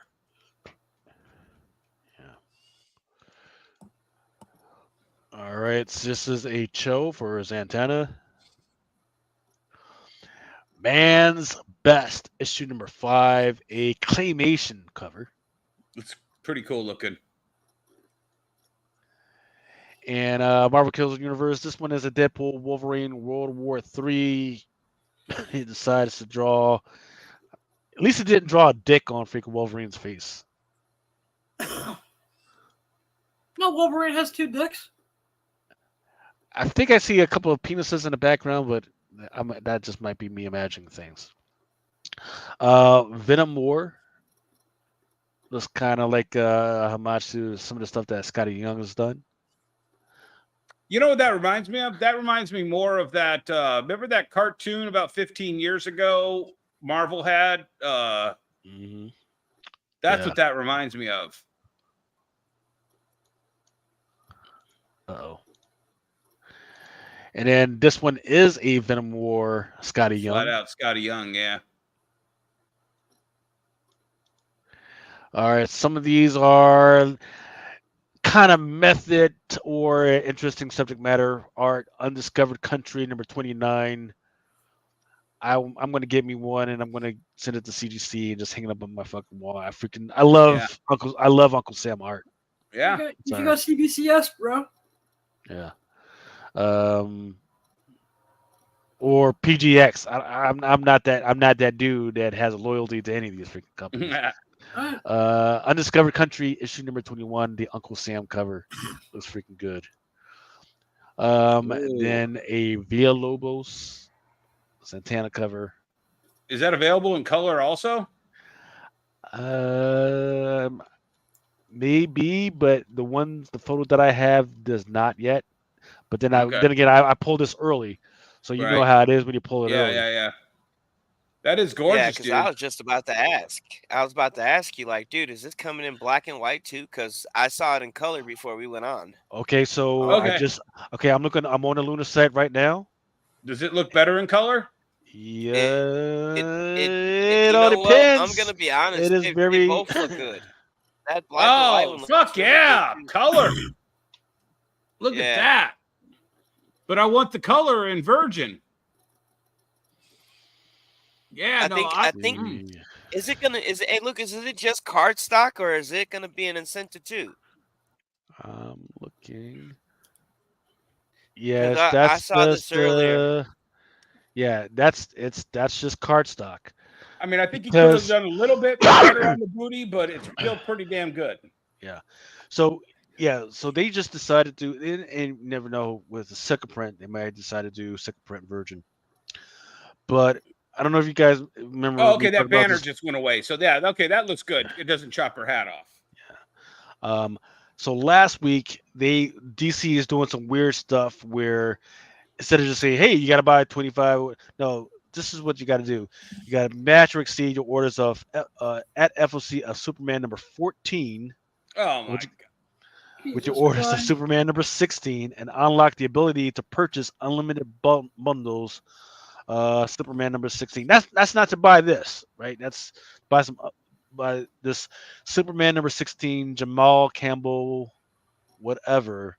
Were they paying Um, attention 8 years ago when every retailer summit happened and everybody stood up and said, Marvel, quit doing this bullshit? Yeah, because they were doing like all bitching. That was Fantasy Kick 7, Marvel 8 and years Master ago. Builder, Everybody was bitching about this idea. Yeah, it failed then. It sucked then. It sucks even more now. Yeah. yeah. Let me get this all here. All right, here we go with some Wonder Woman action. I'm not loving Nah. her new suit at all. That's fucking. Can we go back to that issue 700 Jim Lee suit? And then they got her in England for some fucking reason. I don't know. All right, here we go with Dark Knight of Steel All Winter issue number 1. That's nice. This one is a nice freaking Green Lantern cover. I forget who did this one, but I do like the subject matter. You know, freaking. You know, that reminds me of like a 1990s trading card, like a Joe Jusko, or you remember? Yep. Like the masterpieces. Yeah, but with the ones they did for DC. Yeah. The So this one Cosmic Wars, maybe? is. So this one is Green Lantern War, Journal number 11, cover A by Montos. And okay, yeah, that's the only one. But it's unfortunately it's got trade dress as well, so it's not a version like we're showing. John Constantine Hellblazer, Dead in America, issue number 7, cover A, Aaron Campbell. The only thing that I don't like is the dude's hand on his ass. If it was just John Constantine passed out fucking drunk, this is a cover. This is me cover all fucking day. But you got a fucking dude's hand on his fucking ass. I'm not about that shit. Nah. I mean, whatever you're trying to get with that, put a demon's hand on there or something. Fuck. That's true. That's true. Could be a lady demon. Could be a dude demon. Who knows? But it's definitely just a regular dude because you got the fucking a dude's hand though. Yeah, you got to use condom wrapper on the floor and shit. Mm-hmm. Come on, man. What is this with comic book variants with zoom in the position the last like 3 to 4 weeks? Seems like every week the last couple weeks we've had one cover where like, people were face down, ass up, man. Because it wasn't Adam. This one's face up. The Harley Quinn book. Adam. This one's face up. You got ass this down. Yeah, ass down. But you got you got the dude naked, but covered with nothing but the American flag. He's sprinkling some stars in his heart. Are we sure that's a dude? I don't know. Because it could be Project of Pegasus Part 2, Electric Boogaloo, bro. I don't know. I don't know what that is either. I wouldn't put money on it. As Jimmy McGuinn used to say. Okay, go on. I got an idea, but DC, man. That's why their shit doesn't sell now. Yeah, Cruella de Vil by Dynamite, issue number 5. In Vengeance of the Moon Knight, Blood Hunt, Paratone. More Venom War. And there's your connected cover. Hercules, color negative. Hercules. Here's some Homage covers. Yeah, I think we already talked about the Crisis of Infinite Earth. You and I, a book that absolutely nobody's reading fucking right now, yet they found a way to keep it going for issue number 6. This one is literally called the Homage cover. I'm not sure what it's an homage to. Yep, there's your Marvel Superhero Secret Wars facsimile. What Parker issue is Mice, that one? well, issue number 8 is Marvel Superhero Secret Wars, issue number 8. First black costume or origin black People are costume. just gonna order the shit out of it anyways. Yeah. Biker Mice number 1 from Mars. This one is a Akira homage. This looks fucking That's awesome. the 150, I believe. Ram God, issue number 1, massive. Deadpool and Wolverine. I forget what this one is homage to. I forget which issue that one is. 340. Hulk 340. All right. Quickly, some horror fucking covers. I think I've talked about this one before, but they've pushed this back, the FOC back on this one. Roman Ritual, issue number 1 by Dark Harbor. This is from Scout Comics. Scout slipping. This one's pretty good as well. Blood Hunt. Some Venice Reborn. I'm not sure. Hey, Chris, that little freaking Venom thing right there, was that in issue number 1? Nope. So it's definitely going to be in this next issue. I heard they were doing like I couldn't decide whether they were doing like the Kid Venom thing and giving him like an actual Venom suit, or if this is a completely new character, which I think it is. So, well, it's also got that Viking it's gonna Venom be like on there too. I think it's gonna be like a baby Venom or a fucking kid, because you can't do Kid Venom. So, yeah. But it should be in this next issue. Yeah. And that looks like a new Venom suit too. So. Yeah, that looks like Cosmic Venom. Yeah. Because there's kind of maybe, stars. Maybe it'll be. Eddie Can you Brock's blow that new up suit. a little bit more? Let's see. Because it looks like there's like cosmic stars and shit in it. Yeah, you know what it reminds me of when Spider-Man went cosmic. Yeah. That's exactly what I was thinking. I agree, Christopher. Yeah. Good times with that cosmic Spidey stuff. Yeah. I mean, that could be a triple first cover. Yeah, I think it is. Interesting. Because they did say that they were going to be fighting. Dylan and Eddie were going to be fighting over the Venom mantle, so to speak. So I think that Eddie Brock could go back to, closer to his original suit. So I guess this may be it. Yeah. Ooh, that could be some Null shit too. Oh, dude, yeah, because Noel's in the first issue, so yeah. Wolverine as a vampire. Fucking incredible. Take that, Frank Miller. More Venom War.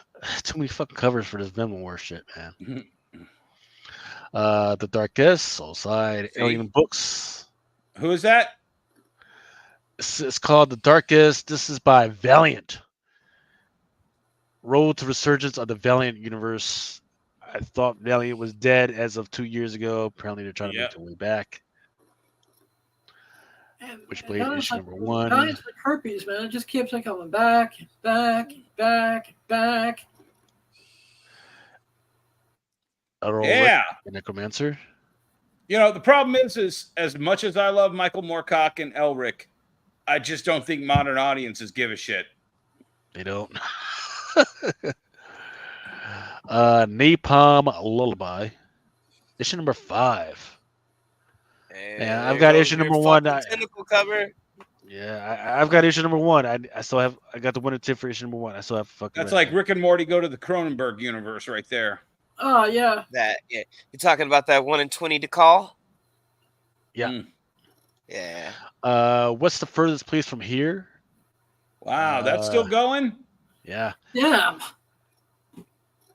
They must be spending up the money that they charge everybody for those fucking record players and shit. Yeah. All right, here are late prints and some of the new books that they started offering this week. Quested issue number 1, second print. Duke issue number 3, third print. Bloodhound number 3, second print. Deadpool World War III Wolverine. One on the left is your regular, and then one on the right is a 1 in 25. The okay. Yeah. What Fuck, is this? I gotta get it. Scarlet Witch. That is issue the number second 1. print. Second print. Yep. Okay. Is That second that's cover not the there? 125, is it? Yeah, it's gonna be a 1 in Yeah, 25. I Okay. think so, I because- own the original poster that they made of that William Kaluta art on the second cover, and I have it signed by Stan Lee. Ah, nice. That hangs that hangs right in front of my office. I love Nice. that art so much. Yeah, because the first print was a foil, and that one sold out like a motherfucker. So this is a But, 1 in 25 look. So yes, the Prison is going to be a 1 in 25, and then the regular is going to be that Scarlet Witch that was originally a foil. It's just going to be a regular now. All right. Second print. I'll take it because Yep. those foils are so fucking hard to take pictures of. So Spider-Man versus Kingpin. Second print. Uncle Scrooge and Infinity Dime. Peach Go. That's going to be a second print. Stars and Stripes, new offering, one shot. It's supposed to be a comic book about how to utilize the flag and how to hang it and how to get rid of it. Venomverse Reborn, second print for first, issue number 1. Akongun, issue number 2. Somehow that's getting the second print. I haven't fucking read it. So apparently Marvel is teaming up with Coca-Cola for some of these fucking covers. I guess. They're doing. God damn it! Yeah. Because they got me collecting the cans left to fucking ride. The Avengers. Here's a Deadpool cover. Deadpool team up with Cable. Fantastic Four. Even though there's Guardians of the Galaxy Guardians. cover. Yeah, Jesus, I hate it when they do that. Scarlet Witch. That's not horrible. Moon Knight, or Vengeance of Moon Knight. And then there's going to be a second print for Cult of the Lamb, issue number 2. All right. Going into the home stretch for some of these FOC books. 1 in 5. Yep, we already covered the Cal Exit. Greaser, Gemini Blues, issue number 1. This one is going to be 1 in 5 by Panosian. For 1 in 10s, there's a whole bunch. We've already covered the Hello Kitty Cal Exit. Then there's your Gargoyles quote cover. Cruella de Vil, issue number 5. We've got a couple of 1 in 5s for that one. Actually, 3, 4. Fire and Ice, issue number 5 by Linzer. Blunt Hunt. This one's a 1 in 10, I believe. Gelato. Shit. Heartstoppers, something like that. I heart Skull Crusher. Yeah. They've been having some pretty good covers so far, though. Yeah, the FOC reveals have been pretty nice. Dick Tracy, issue number 3, 1 in 10. Flash Gordon, Chiodo. Glad to see him still doing some stuff. Man, I love Chiodo. You know, look, he's trying to do the tentacle thing, but like, look, man, if you're gonna do the tentacle thing, actually make me afraid of the fucking tentacles, man. Get right into that Japanese fetish stuff, man. Just get right in there, man. That's like some Ed Wood. That's like some Ed Wood. The motor's broken. Just move them around. Yeah, you either gotta fucking tie him up or you gotta put like a weird tentacle in somebody's orifice. Yeah, you get don't Yeah. fucking Justify. don't be foot fucking them motherfucker. Come on now. Sonic the That was so Hedgehog, that fucking- was a 1 in 10. That turtle, black, white, and green, that was a 1 in 10. There's your biker mice from Mars, Godzilla Rivals, Ram God Master Publishing, that's a 1 in 10. Destro issue number 2. That G.I. Joe 308. Yep, that Napalm Lullaby. That Power Girls issue number 1 that you liked. I don't know about what the version is because like we know, hey, there was going to be like at least 30 covers for that freaking thing. This one's a 1 in 10 as well. Here's your 1 in 20s. That Fire and Ice by a listener. Black and white sketch. Forget what this one is, but it's fucking gorgeous. I'm gonna have to figure out what the hell this is. Maybe pick it up on the secondary market. Flash Gordon, for some reason, they decided that they wanted to do a 1 in 20 for this one. That's good. See, hey, go back, Adam. That's your Sam Jones right there. Nice.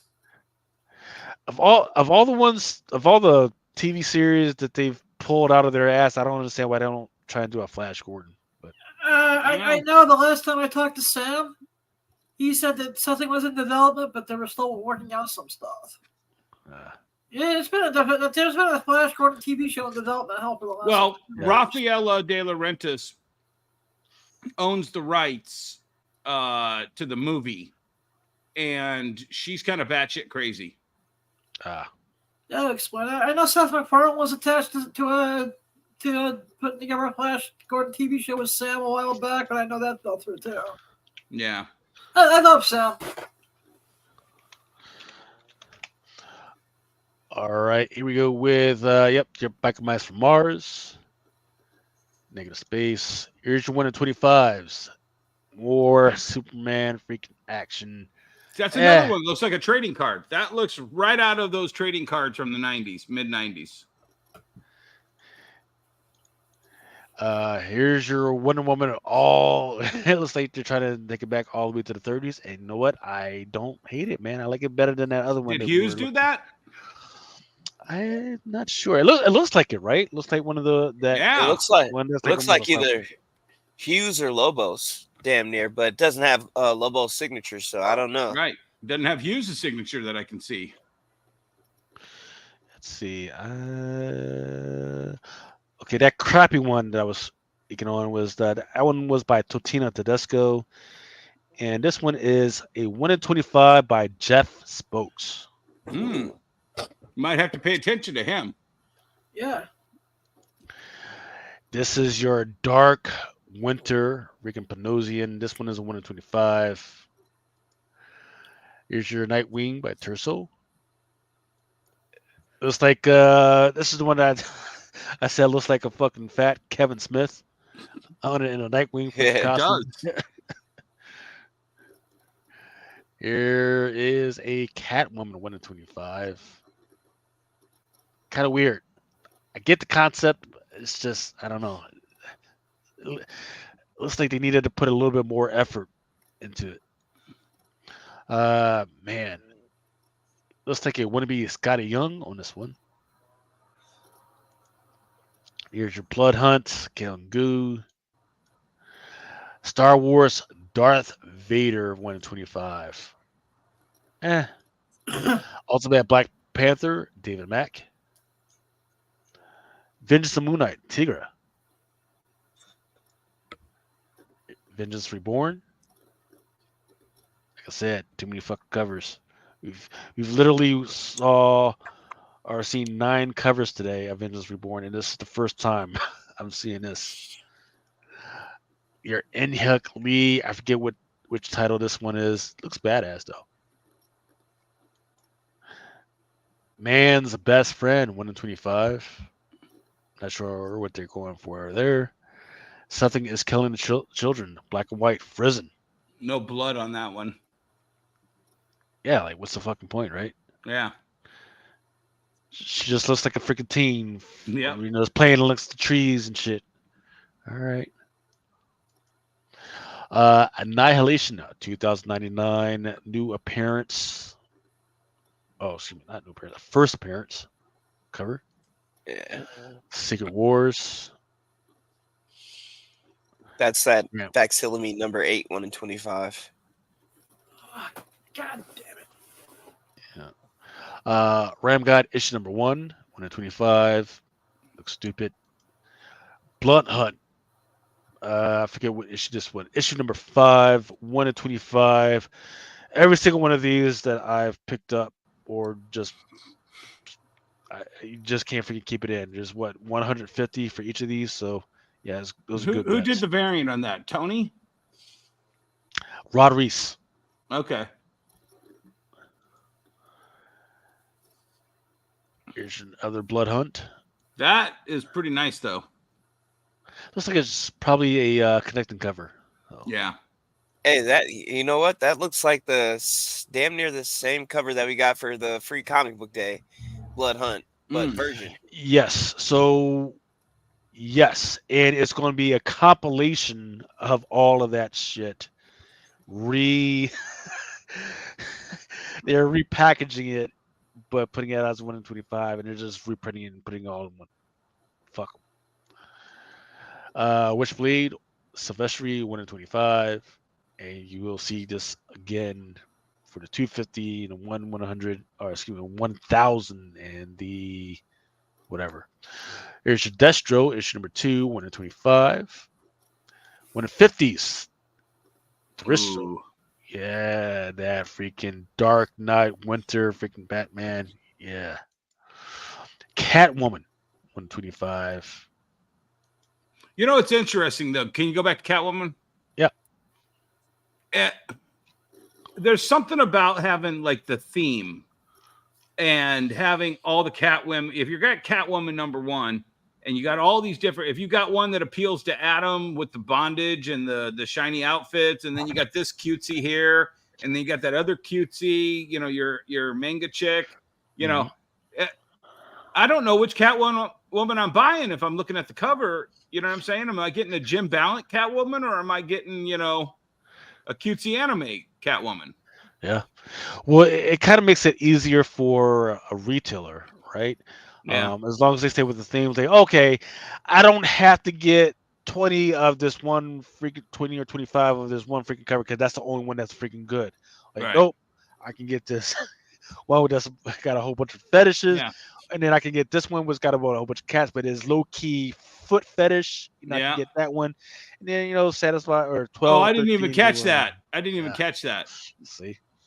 The Adam is not the only perverted freaking guy around here, but because it's weird because people to the dark side. It's what I do. Because they're trying to draw your eyes. Yeah, they're trying to draw your eyes to the cats, but you know what I see? I see feet and I see handcuffs in this fucking picture. That's what I'm at. Yeah. Down with the dark side. Specking up.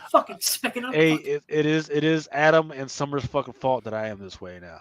Yeah. You know what? Yeah. I'll take it. I'm like Jar Jar Banks. All right, Something is Killing the Children, 1 in 25. This is that Villa Lobos for NYX number 1. That Biker Mice from number 1, that Akira homage, that is a 1 in 20. What are we on? 1 in 50? 1 in 50. 1 in 50. 1 in 50. Excuse me. I don't like that much. Yeah, more of this blood hunt bullshit. Is that Tony Daniels? Yeah. That's that ultimate Spider-Man for free comic book day. Same exact cover, just virgin. So that's 2 now. They got us 2 now with the virgin free comic book day book. Yeah. Hey, what's going on, Mojo Quid? Nice to see you, man. Mojo, what's up, brother? Yeah, that Witchblade, J. Scott Campbell, 1 in 50. Red Coat. Don't know what they're doing with these variants, man, but hey, it is selling. Red Coat is freaking selling, and I just haven't really talked to anybody that's actually read this shit. Hercules. Here's 1/100s, and I don't think I have much of the photos from that stuff, but yep, there's your Del Auto 1/100 for Blood Hunt. There's your Dark Knights, freaking absolutely freaking fantastic. That's gonna be a fucking tough fucking, you know, that's gonna be freaking tough for me. I'm gonna have to think about it. NYX, that number one, that Art Germ Virgin on this one. Yeah. That Rose Beige, yep, that's a 1 in 100. I think I've already showed the photo for this Sikowitz that's out there somewhere. And 1 in 200, yep, Blood Hunt. That's one is a 1 in 200. That ain't doing it for me. 250, yep. It's gonna be a Mark Silvestri original art, so this may not even be the final art for this one. That feels more like a 1 in 100. Yeah, 1 of 500, same thing. And then your 1 in 1,000, that's going to be another Mark Silvestri original. This is not the original art that is going to be. This is just kind of a stand-in. So do with that information what you like. All right, we're getting ready to shut the show down. So please, if you have any comments, questions, please get those in now as I go through the last of the stuff. Washed in the Blood by Massive. I don't know what this is all about, but I do like the fucking title. I like the Wash the cover. Blood. Yeah, the post cover is freaking awesome. Title's fucking awesome. What's the basis of the series? You're asking the wrong fucking dude, man. All right. Because I could say washing the blood to me is a lot different than what's on the fucking cover. Yeah. but yes, there is. It looks like a 1980s VHS bad movie, Adam. Yes. All right. And there is some front meat on there for you. Front me, titties, specking on titties. Image has issue number 2 under York, Merca and Dofo is doing the art. Mm-hmm. Spider-Gwen, Ghost Spider issue number 2. It's a pretty freaking cover if you look at Spider-Gwen. I would say that as a retailer, you could probably get away with packing around 5 of these, and those will be out the door in like the next year or so. There's your Villalobos, which is got some okay. Yeah, it kind of reminds me of, remember that Milo Manero? Yeah. But it's not as nasty and everything. It's a wannabe. Milo, or is it? Yeah, Milo. Yep. Milo. There's your black suit for Spider-Gwen Ghost Spider, issue number 2.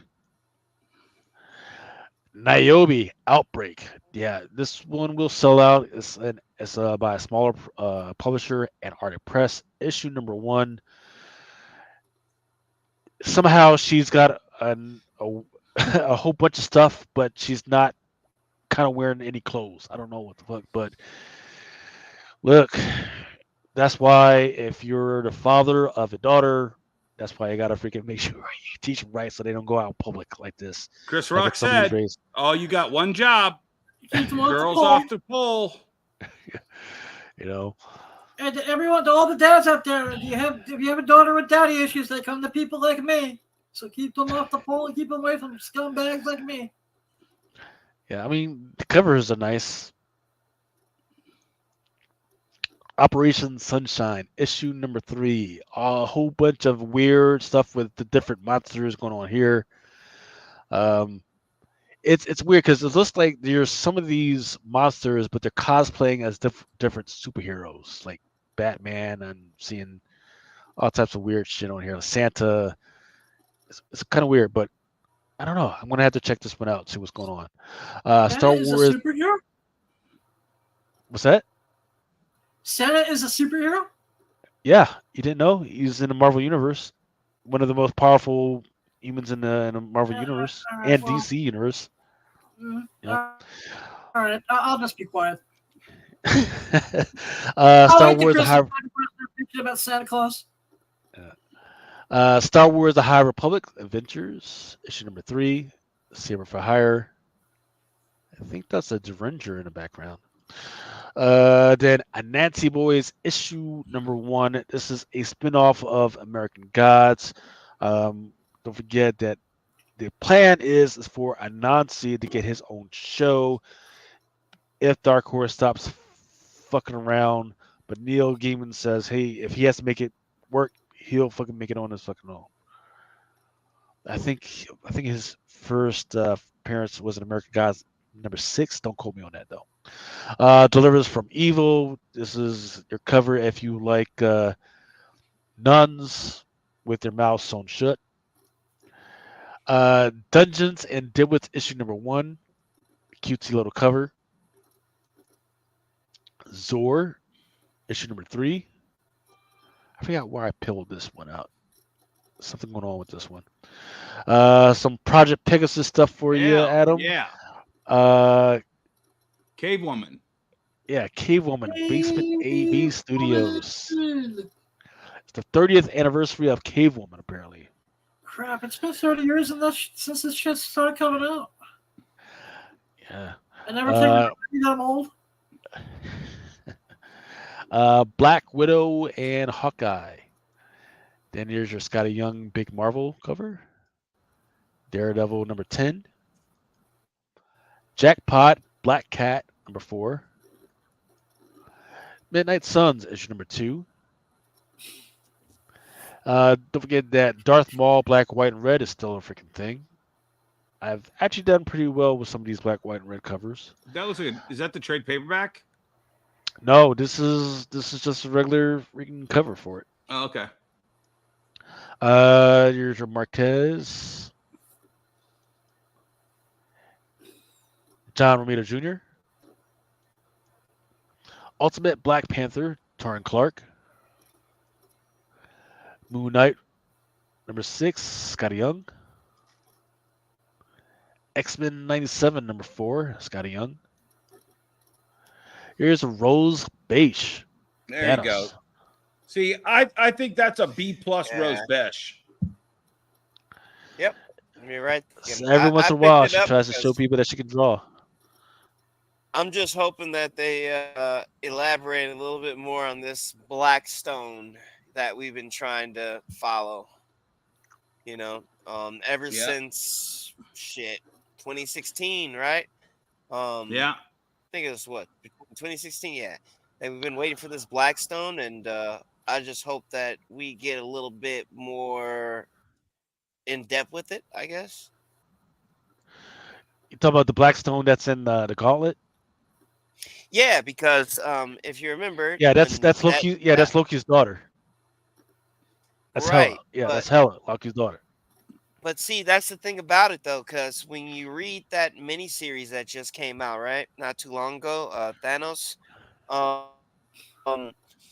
like the way they kind of explained it, though, is the girl that was in that little miniseries actually turned out to be Death.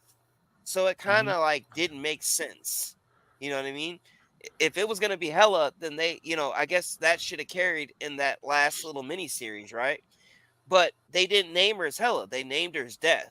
And then he did the little funky shit where they got into a fight, and then he turned it into a stone, and then it ended the issue.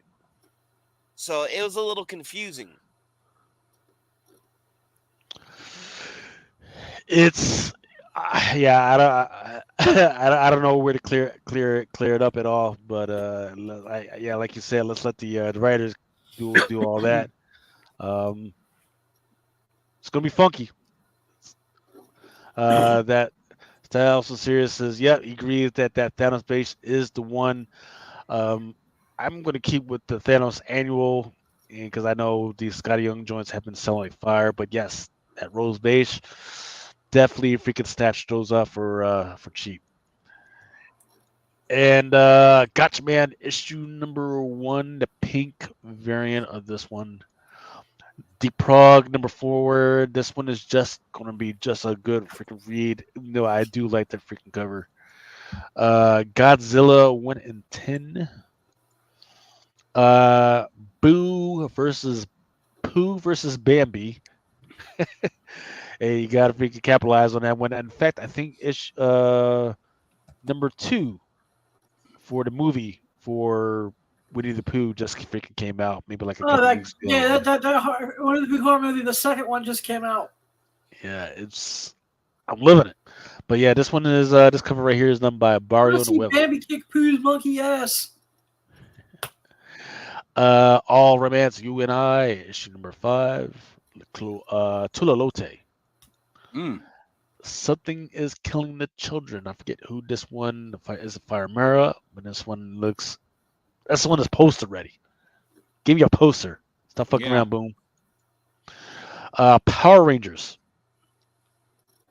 If you didn't tell me this was a Power Ranger joint, I would actually freaking probably buy this, man. But it's I the mean, Power yeah, you Rangers, could like, tell, man. It's Trini, Sabretooth Tiger. She's got the little size. yeah. That's the thing is, I didn't know anything. Actually, I don't know anything about Power Rangers, but I was like, I don't know. Not bad. Yep. More something is killing the children. Frozen her with the chainsaw, bloody chainsaw. This one is just her chilling on a freaking hill. Her and her chainsaw. That almost looks like what's his name? Darrow or Mobius. You know, that's some French style. It looks good though. Yeah. Rye Valiant's trying to make a freaking comeback, and this book isn't that bad, man. Freaking Rye issue number 2, Book of the Dark. This one, I think people would actually might want freaking try and grab this one, as long as they know about it. Issue number 4, just I forget who the artist is by this one, but it looks pretty damn fucking good to me. You know, I popped in the DVD for Bad Boys 3 because I watched it before I went to go watch Bad Boys 4, which, by the way, if you have not seen it, it kicks ass. Mm-hmm. And shout out to Reggie, the best character in the entire fucking series now. But there was a trailer for Bloodshot at the beginning of that DVD. Really? And I'm watching that trailer and I'm like, oh, if I had seen that trailer, I might have actually gone to see that movie. Well, it was better than the actual trailer that was playing at that time in the movie. Yeah, so that's what's crazy is I don't even remember seeing any trailers on TV. The only reason why I knew about the movie is because I went to other movies and we had the Nesh on this freaking show talk about that shit. So when we eventually made it, movie theater was empty, first of all. And It was COVID. yeah. Well, it was COVID, but we weren't full on fucking COVID yet. Right. Everybody was kind of like, is it whatever. But yeah, it was at least that's what the movie theaters were blaming it on fucking COVID, but they know Right. full well fact that they were fucking bombing before then. Yeah. But yeah, we don't need another Vin Diesel as fucking Bloodshot. I think we're And honestly, we don't need this much Valiant. yeah. We went from Rye, we went from Rye to Bloodshot, and now we're talking about Ninjak versus Roki. Yeah.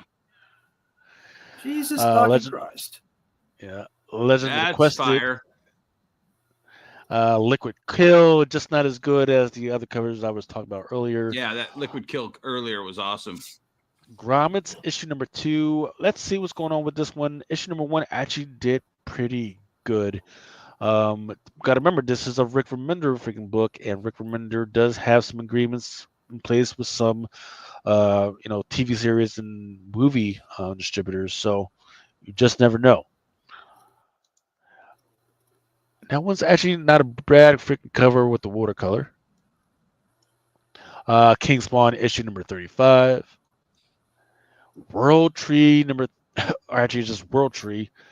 I keep forgetting that this is a fucking thing. Yeah.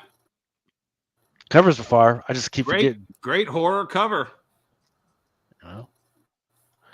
Department of Truth.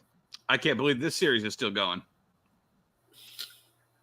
Can't believe it, right? Yeah. The Blood Hunt issue number 4 is coming out. This one, that one's 125 for it. Sweetie Candy Vigilante. I believe That's this gorgeous. might be a glow in the dark. A good series too. Army of Darkness Forever. Here's your Tony Fleece. Giant Size Little Marvels, issue number 1. We're starting to see this one. His movie. It's weird. It's a weird little spot where it's moving, but it's not moving. So it's hard for me to tell what's going on with this book.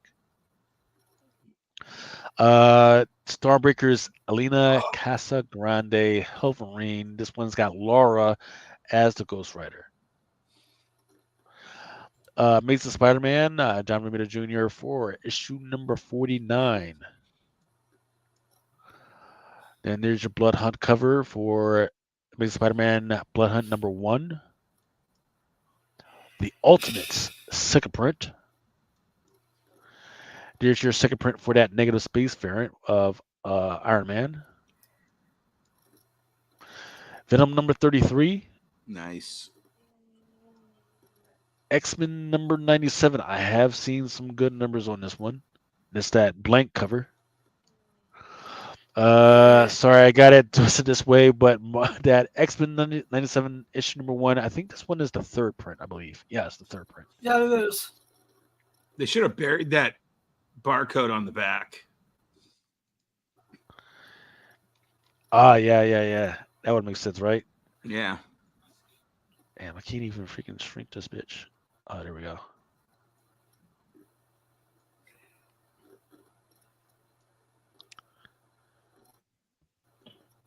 Nice kind of family photo type deal. Yeah.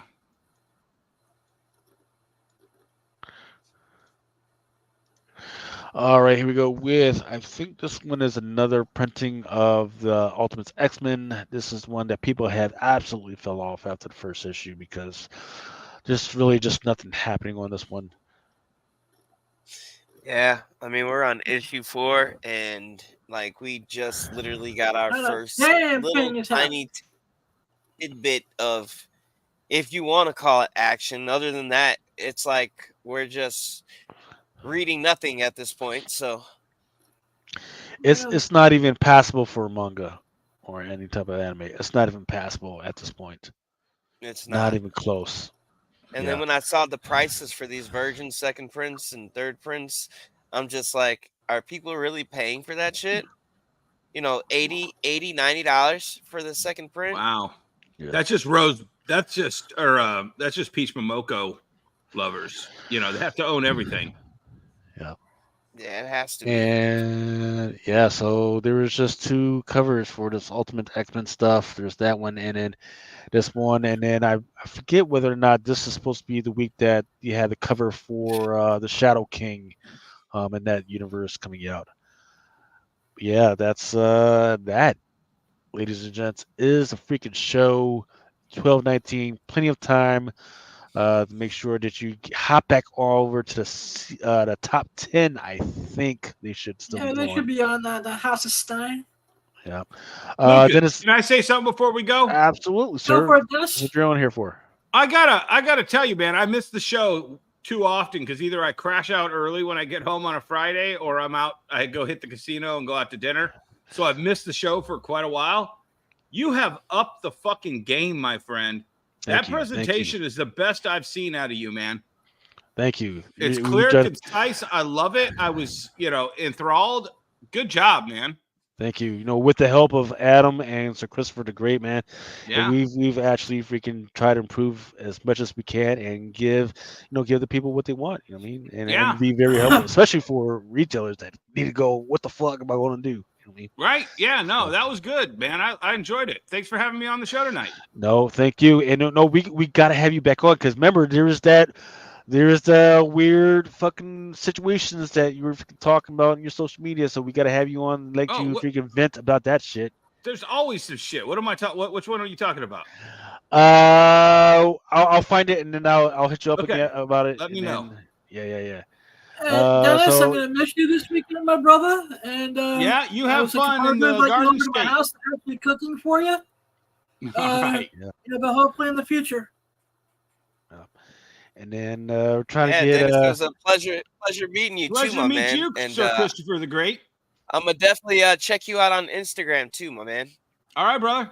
Yeah. And then don't forget that we will be having a How May We Help You sale tomorrow, Saturday I think we're starting at 8 p.m. something like that. So all those guys are going to try and bring their great freaking good stuff. I will be the man in the chair because I really don't have that much shit that I need to get rid of. I'm trying to freaking rest up for. Still got what 30? We got 30 days. Yeah, 30 days to SDCC. I'm hoping this will come down. And I'm gonna drag his ass to Tijuana. You got your passport, buddy? I do actually. All right, fucking come on, freaking fuck. Don't even worry about getting tickets or none of that for SDCC. Let's just go to Tijuana because that's where I'm gonna be hanging out at the whole fucking time. I'm gonna be like, yeah, hey, how's it going? I'm trying to drag. That's the only reason why I'm going to SDC is so I could drag everybody's ass to Tijuana with me. We can fucking party down there. Yeah, Rockstar.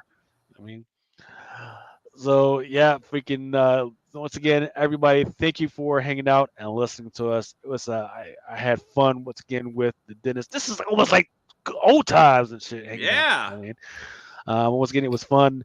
Thank you all, and just if you have anything or need anything, just hit me up and let us know. Thanks, guys. Out. For each man in a time, hey.